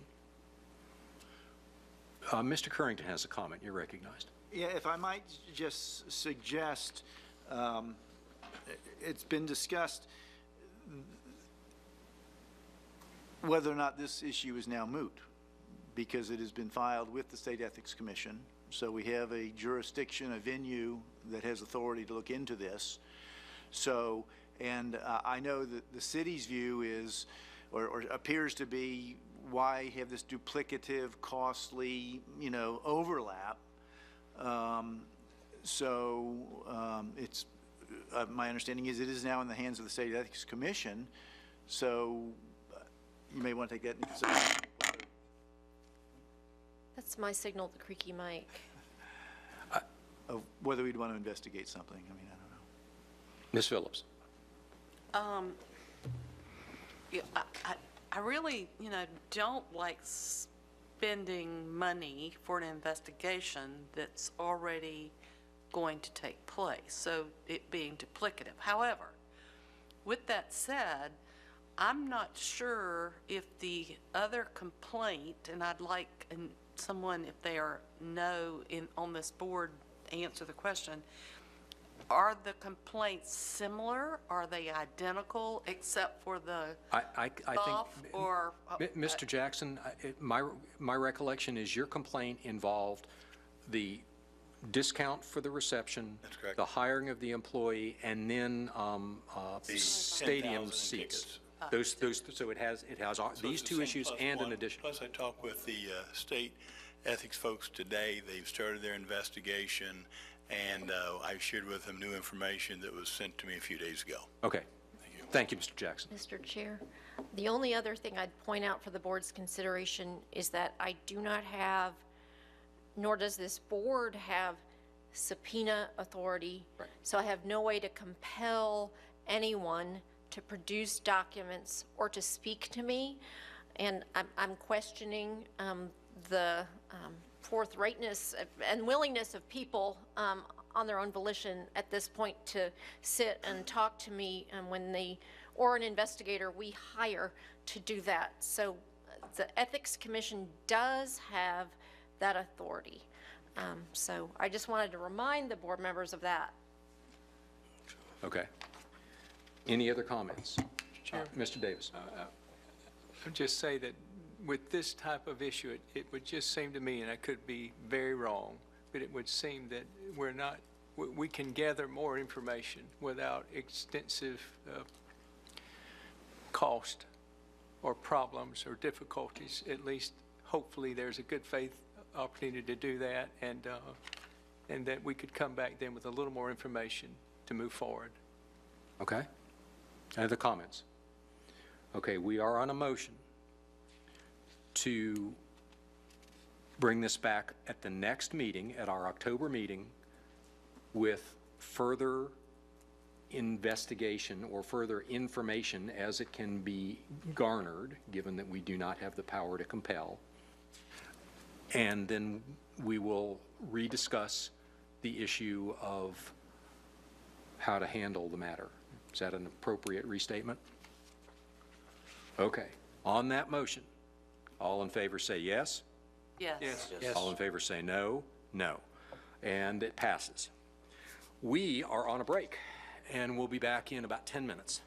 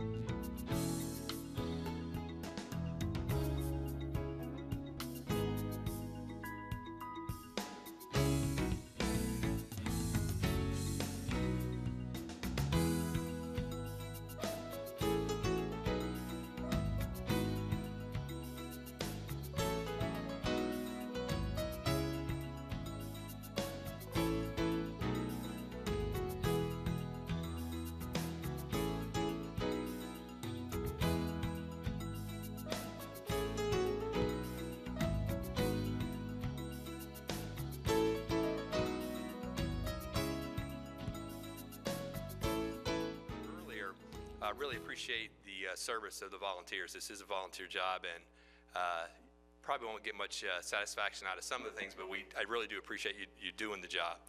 Sitting watching it, sometimes I wonder why you would be up here, but you obviously care a lot about your community, so we appreciate that. I wanted to remind you, one of the reasons why we started this was so we didn't have to send things to the State Ethics Commission. And I think sometimes that gets lost in the sort of I guess the dust of trying to investigate things. And the point being this is the group that founded this, we really weren't interested in handcuffing people and trying to ruin careers. The whole point was to get a process in place that provided obstacles to behavior that we thought was unethical. And so again, I understand the need for a lot of procedure and due process and due diligence. But one of the things that strikes me is, we talk about, and I hear Mr. Currington talk about the investigation. Why do we want to investigate if something is moot? And again, I wanted to bring this to your attention. Finding someone guilty or something or saying that they have violated an ordinance really is not what I want. Okay, what I'd rather have is a letter or an investigation that says this is what happened. Okay, and this, for example, the allegation that we're dealing with here is these are the facts, and this is a report from the Ethics Board, and is this something that we need to address in a new ordinance? So that's a major reason why you would investigate, is find things that you might want to include in the ordinance. But another thing I think that you underestimate is the power of an opinion from a board like this, simply saying that this is what has happened, and we as a group, we're not out to ruin someone's career, but we don't think this should continue. And releasing something like that, I think, has as much impact as, spending 6 months at the Ethics Commission finding probable cause and then having an administrative judge overturn it on a technicality. Then everybody is upset. The person thinks, oh, well, what I did is great. It's no problem. The people that think it was unethical thinks that, that it's a technicality. So it's a full circle again. The reason why we created you was to get away from that, make it more of a hometown decision. And I think we're losing sight of that. And so I'm not here to blame anyone, but I think we need to be more investigative. We need to ask more questions. We need to document more things. Again, there may be people that differ with this. I'd rather see investigations and findings and then determining, listen, we don't want to do this going forward. Okay? And then put that into an ordinance. Instead of getting hung up on, what I see you guys obviously very troubled with, and let's fix it here. Now, to get off on more of an opinion piece here, I don't think there's anybody here that thinks somebody at a certain level should be doing business with a city vendor, okay? Especially over a certain dollar amount. I don't care how good of a negotiator you might be. And I think that's the reason we created this, is because the Ethics Board, if you read Chapter 112, it's got some very arcane language that you can, well, wait a minute, you can do business with a vendor if you get the same price that somebody else does, and if it was negotiated at a fair market value. I mean, really? Is that going to make it right? So I think, the point would be here is, and the reason I got up, is we need to investigate. We need to ask questions. We need to get answers, and we need to document them so that people feel like they're going to be accountable. Now I don't know, I know that the ethics officer interviewed, I know I saw it on the form, interviewed Mr. Fernandez, but I don't see in a document where the questions that were asked and the answers. I'd like to see that. I think that should be a public document. And the fact that we don't have the ability to compel someone to answer a question, listen, I think that if the ethics officer goes to ask a question to the city manager and he refuses the answer, I think that needs to be an immediate press release, and that will do more to get people to answer questions or get to a solution than anything. And so I think we really need to, at the risk of being repetitive, we really need to back off on what we're trying to do here. And again, I say this, we're not trying to arrest people, we're not trying to find people guilty of violating an ordinance. The whole idea was to put an obstacle up to help people follow ethic rules. And, you know, it's been 3 years and we can't even get the ethic rules on the books. So my point to you would be, start writing, start issuing press releases. All right, we interviewed these people. I mean, there's one out there, and I'll, you know, there's a number of questions that can be asked and say, listen, we can't do this anymore. But you've got to ask questions and get information out to the public so that they understand that there's some ramification. And so, anyway, I appreciate, again, your service. I just hope we can get back down to keeping it in Tallahassee, not having to go to the Ethics Commission, and getting some rules that are going to benefit, which I think, you know, 67% of the people want to see more ethics, more, you know, stronger accountability for some of the decisions that are being made. I appreciate your time, and thanks a lot for letting me go out of turn. Great comments. Any questions before you leave the mic? Yes, sir. You're recognized. Yeah, no questions. Just a comment. I appreciate your remarks, Mr. Stewart. And I do believe that one of our jobs is to encourage ethical behavior. I mean, that's, I think, ultimately what we're all trying to get at. And in the kind of cases that we're looking at, I think it is important to remember that we're talking about people who are in leadership positions in public office, and the actions that they take should at all times try to be above reproach. And I think if there is at least indications that it is not ethical and that something is amiss, and that these are public officials who are held to that higher standard, then that is certainly something that the Ethics Board should be looking at.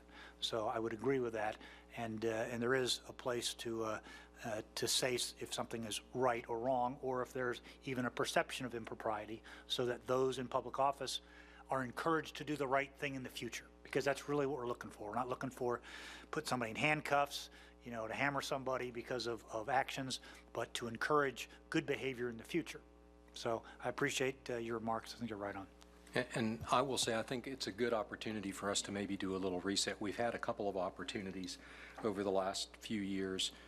For instance, the issue of fraternization came up, and we asked the city to take a serious look at that, and they came out with a anti-fraternization policy. I think that was a big improvement. Some clear guidelines. Maybe one of the things we ought to be talking about here, in addition to following up on the complaint and whatever we do with the complaint, is looking at whether or not there is a recommendation from us to the city concerning public employees or city employees or officers or officials doing business either directly or indirectly through a close family member with city vendors. I mean, maybe there's a recommendation there that they ought to have a policy in place to control that, or to create a clear guideline so that you don't have a situation like we face where we say, well, geez, is this wrong? Should this be wrong? Do we think it's wrong? Maybe there ought to be some clear, definitive line drawn in the sand that could be developed, whether it's part of the ethics ordinance or whether it's just a city policy. It would improve the appearance of ethics. Ms. Phillips. Is that a challenge for me, since that's what my one committee of one addresses, are the policies and procedures for the city? Well, let's do this. And make a recommendation to the board? If you're willing to do that. If you're not, then I'll work with Ms. Meadows-Keefe and see if we can't maybe come back with something at the next meeting. But if you're willing to tackle it with her, I'd love to see you come back with something. I'll put it on the agenda next time. About vendors? She's not going to be here next time. I won't be here at the next meeting. Well, how about at the November I was going to announce that meeting? later. Yes, you're not here at the next meeting. So for the November meeting. I'm not here most of October. Okay. So for the November meeting, we would have something that gives you the month you're gone and a month that you would be in town. Okay. I probably can't do it by November. Okay. So if you want to work on it before then. All right. Well, we will work on it. Ms. Meadows-Keefe and I, or one of you, will get tasked. If that's okay. I think that's the kind of thing, maybe we can start looking for these other opportunities rather than just things that where a person might end up being investigated or sanctioned, putting in place policies so that this type of behavior, it's real clear when you've crossed a line and when you haven't, and some thought has gone into it. Again, I think the fraternization policy is a great example. It took a lot of time and effort to put words on paper to make it workable, but from what I have heard in the presentation we had from the city, I think they are happy with what they ended up with. Okay. Where are we on the agenda? We are ethics officer value. Is that where we are? No, we're on introduction to bylaws. I'm sorry, I skipped that. So we have the bylaws. Item 6. This is first reading on the bylaws. You will see there are some minor changes on the first couple pages, particularly related to hotline, and on page 2, referral of matters to other enforcement agencies. These would be done largely by the ethics officer, who will bring everything ultimately to us. I would highlight a change on page 3. Within 5 business days after receipt of a complaint, we would give notice to the subject of the complaint, provide a little bit more due process. Same thing on page 4. There are 2 underlined sentences about determinations being reconsidered at various stages of the investigative process after we determine legal sufficiency, to allow us to accept motions and to rule on, as a board, to consider and rule on those motions, those procedural motions that we might receive. Ms. Phillips. I have a question. Let's see, it would be on page 2 of 5. The number 6 is stricken, and so 5 has an A and a B. It seems to me that the new language, which is B, should be a separate item, not under 5. But then I don't know. It just. Ms. Meadows-Keefe. Okay. I think that the topic there, and I don't know if Jerry wants to talk about this, but Richard and Jerry and I sat in my office and labored over these. I think we saw that they fit within the same subject matter in terms of dealing with questions or issues, but what I hear you saying is that you think the 6 should remain a 6 and there be an A and a B? I think that 5A is fine. Okay. But I don't think B is part of 5.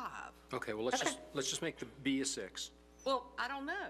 I think that's fine. I think, because 4 also relates to all of this. 1 through 6 all relates to hotline calls, emails, and written self-initiated complaints. So I think having freestanding paragraphs is So it'll be fine. 5A and then 6. You just need to make sure that the flush left language beginning on line 31 only applies to the new 6. If it's meant to be flush left to 5 and 6, then we'd need to, tweak some words. Okay. Okay? Any other comments on this? First reading, this will be back next month. Mr. Currington. Yes, on page 4, Julie and I talked about, I think it's just a scrivener's error. On line 12, I'm sorry, on page 4, line 12, Yes. we struck the word alleged, and we should strike the word violator also, because we do it in line 21. Right. And it's a misstatement, because we've just found that it should be dismissed, and we shouldn't be calling them a violator on something that's been dismissed. So There's still a subject. Right. Yeah. strike violator. Got it. And then I just had a couple of technical comma things, so I can bring those up. All right, you can just hand those to Yeah. Ms. Meadows-Keefe. Yep. Okay, this will be back next month. We expect, we had some items on, some bylaws on first reading last month. We did not bring them back on second reading this month because they interweave with some of this. So we will have a bigger package of bylaw changes on second reading next month. And I fully expect that we may, particularly as we get into this investigatory stuff, we may have some more stuff bylaw changes that would be on first reading. As we figure out how to make this work on all these things where we thought we had procedures, and then we actually get to do it, and we find out that we need yet more procedures. This must be government. The next item on the agenda is Ms. Meadows' ethics officer evaluation. And may I be excused during this part of the meeting, You may. Mr. Chair? Thank you. I might be back. You might be, yes, yes, you might be back.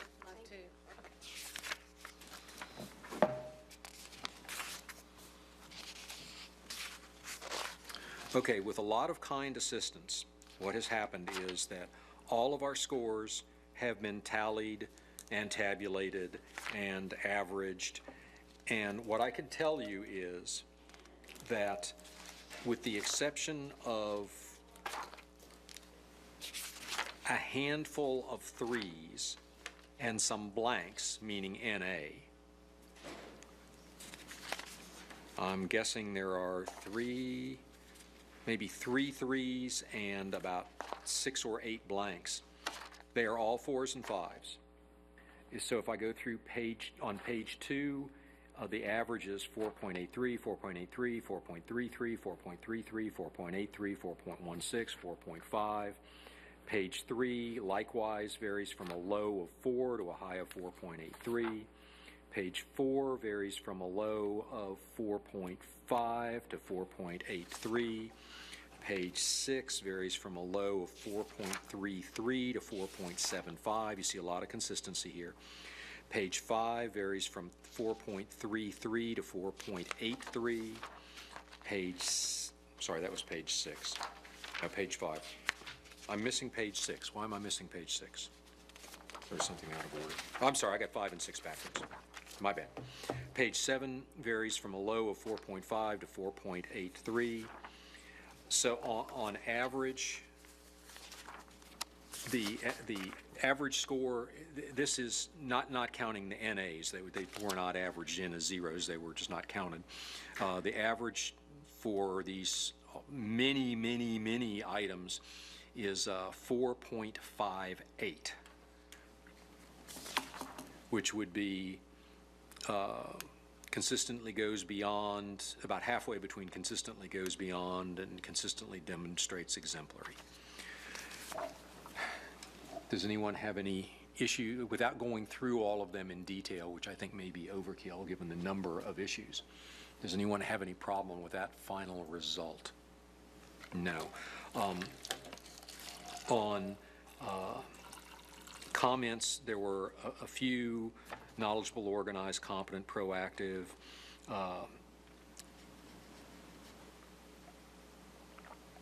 things that she's done to improve communication, where she's improved communications with the State Ethics Commission, the National Ethics Seminar, continuing education.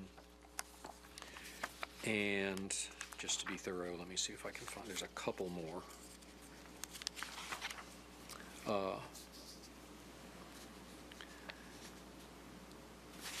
Keep doing the same stuff, basically serving in the same fashion. Excellent job as ethics officer. Recommendations for Julie to continue to look for training opportunities in her area of work, continue to sharpen her skills and knowledge. Conference, if there's one that's relevant to that, is recommended.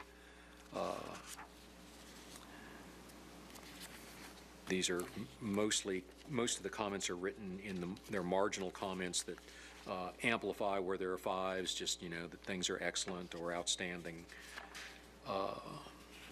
or that she is knowledgeable. With that, I think the overall performance evaluation, if the board is comfortable, would be just the average of the 4.85. That's not giving any additional weight to any item. It's weighting all the items equally and then averaging the scores of all of the members of the board. Sounds good. And, okay, Mr. Grant moves that we do that. Ms. Phillips seconds. All in favor say yes. Yes. Opposed, no. And that evaluation is done. Would you be willing to get Julie for us? See if we can get through a couple things while she's not here, just to confuse her.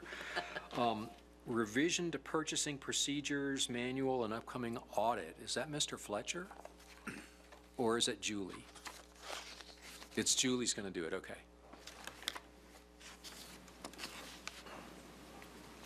We've already done item 11, item 12, while Julie's coming back. Does anyone have anything they want on future agendas beyond the things we have talked about tonight? Seeing none, I'm going to close 12. I'll go ahead and jump to 13, public comment on non-agenda items. Any public comment? You're recognized, sir. Thanks, sir. I can do this in a minute, I believe. Do want to comment about some things that were said here previously. I've learned a lot today. I knew the ethics policy was terrible, but it's much, much worse than terrible. It's almost non-existent. And I wanted our ethics committee, our administrator officer to hear that. I've talked with her on several occasions. She's very pleasant. She's going to do the paperwork. She's going to do a number of things. The problem remains, when you were doing your evaluation, I wonder if there's anything on there that dealt with her investigative abilities, because you need administrative abilities and needed investigative abilities. Those aren't the same. Yes, sir. She can do the administrative. She can't, you saw her discuss here, she didn't want to do an investigation. You need an old retired police officer. You need an investigator. He's going to bang on doors. He's going to ask you questions. And that's the person you need out in City Hall.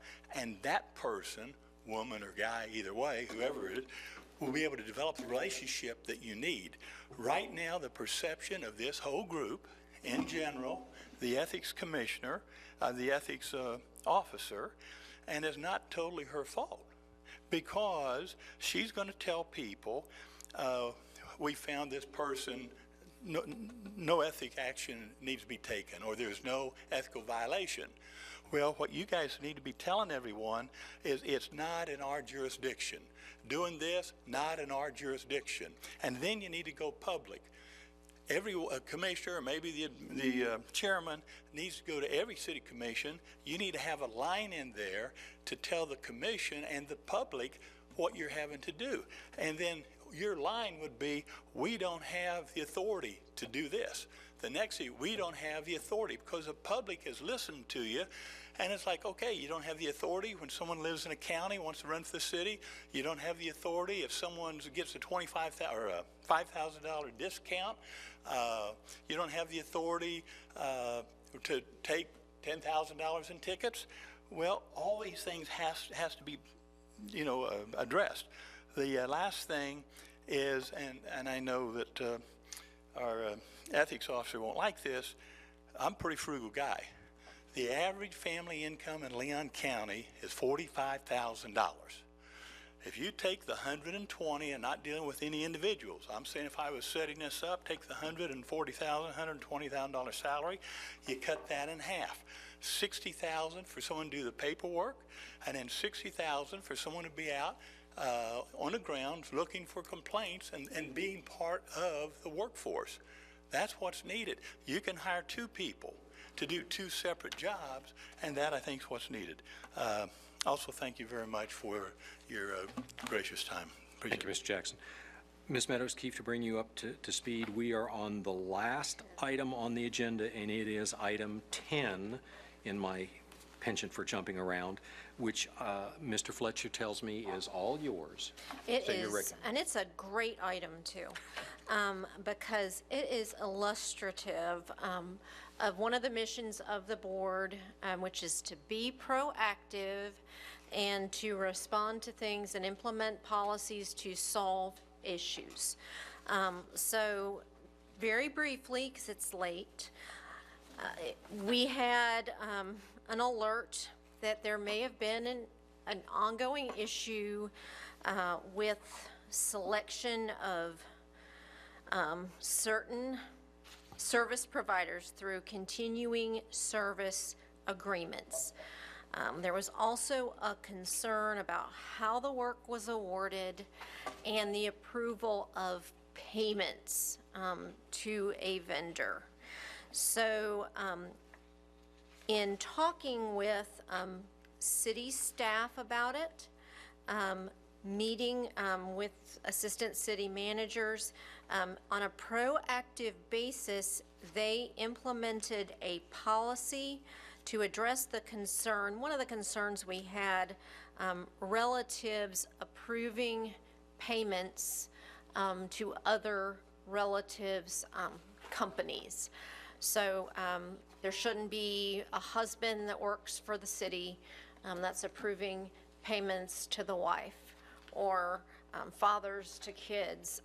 Those kinds of approvals should not take place because the checks and balances aren't necessarily present. So you'll see as part of your agenda materials that there was an updated policy implemented on August the 17th, 2017. And Mr. Fletcher and I did work on this policy. They did not take the suggestion that I wanted for them to actually define personal relationships and families. I mean, they said, but not limited to marriage, but I wanted a more comprehensive list like exists in the ethics code. That was not taken, but everything else basically was. And then you're going to see a memorandum dated August 28th, 2017 that Mr. Fletcher is auditing the special inquiry into award of engineering tasks using selected city continuing service agreement contracts. And as you know, that is something that's confidential until the audit is final and released to the public. So we already have a policy change to deal with the issue immediately, and then there's going to be a deeper dive into that, and there may be additional policy recommendations recommended after that. So that's just an update because I know you all want to know about how we're being proactive. When we find out about an issue, we try to deal with it. Okay, any questions for Ms. Questions for Ms. Meadows-Keefe? So the policy is in place, and the audit is ongoing. And we will hear about the audit, I assume, when it's completed. And that would be from you or from Mr. Fletcher? I may invite Mr. Fletcher if he's willing to stay to this hour again. I don't know, but. We'll meet earlier the next time.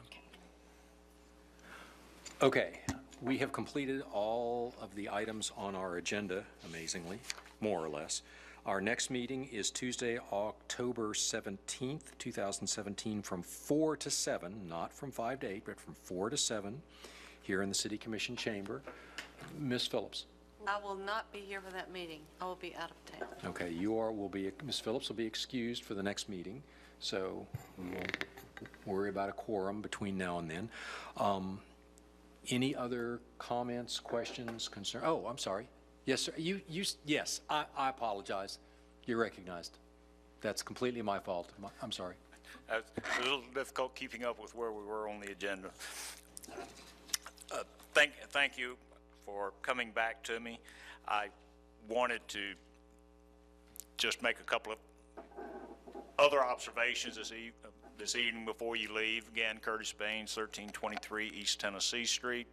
I was glad I got to meet Mr. Andrews this evening. I'd never met him, but I enjoyed his travails with the governor during his issues with his office up there. But you're dealing with a couple of different things in the ethical environment. You're dealing with improprieties, but the more difficult thing is you're dealing with the appearance of improprieties, and both of them are equally damaging, and perhaps the appearance, because it can occur so easily and so frequently, is the more damaging of the two. But what I would like to see, and I think when we were working on all of this a few years ago, I thought, or at least perhaps this is my bias, but it was my impression that this would be a one-stop shop for ethics questions dealing with the city, and that we wouldn't have to go to the state to deal with those issues. Now, of course, I thought there were provisions that a city could pass ethics ordinances that were with standards at least as stringent as the state. And of course, when you do that, you've got your question of where do you want to set your bar? Do you want to set it so high that it's impossible to achieve, and we have frequent failures and, the catastrophe that, that results from that, which is unfortunate, but it occurs, or do we want to set them so low that every petty criminal activity is at least ethical? Well, we're going to have to meet somewhere in between there, obviously. And one of the concerns that I heard last night at the City Commission, I hadn't thought about it before, and that had to do with double jeopardy. Why go to the, you start shopping around to the city or to the state where you can get a favorable ruling on your complaint. We certainly don't want to do that. We don't want to subject public employees, officers, and officials to an endless series of administrative actions because of an error or a mistake, or even if it was an intentional behavior on their part. So we're going to have to deal with that at some point, and I guess that will come down into the ordinance. And what we have to do to craft that, Catherine sent me a copy of the letter that I guess was a draft of the letter that was sent to the city in March. I think it was March. Why it's taken this long for it to be ignored, I'm not sure. But now that we have that information, we can certainly follow up on it to find out where we're going with this. And I think after last night's meeting, there's some, excuse me, some indication that we're moving on that. So I look forward to working with you in trying to help advance what I thought we were trying to do originally when we were working on all of this. Thank you. Thanks, sir. Comments, questions? Anything for next meeting? With that, we are adjourned.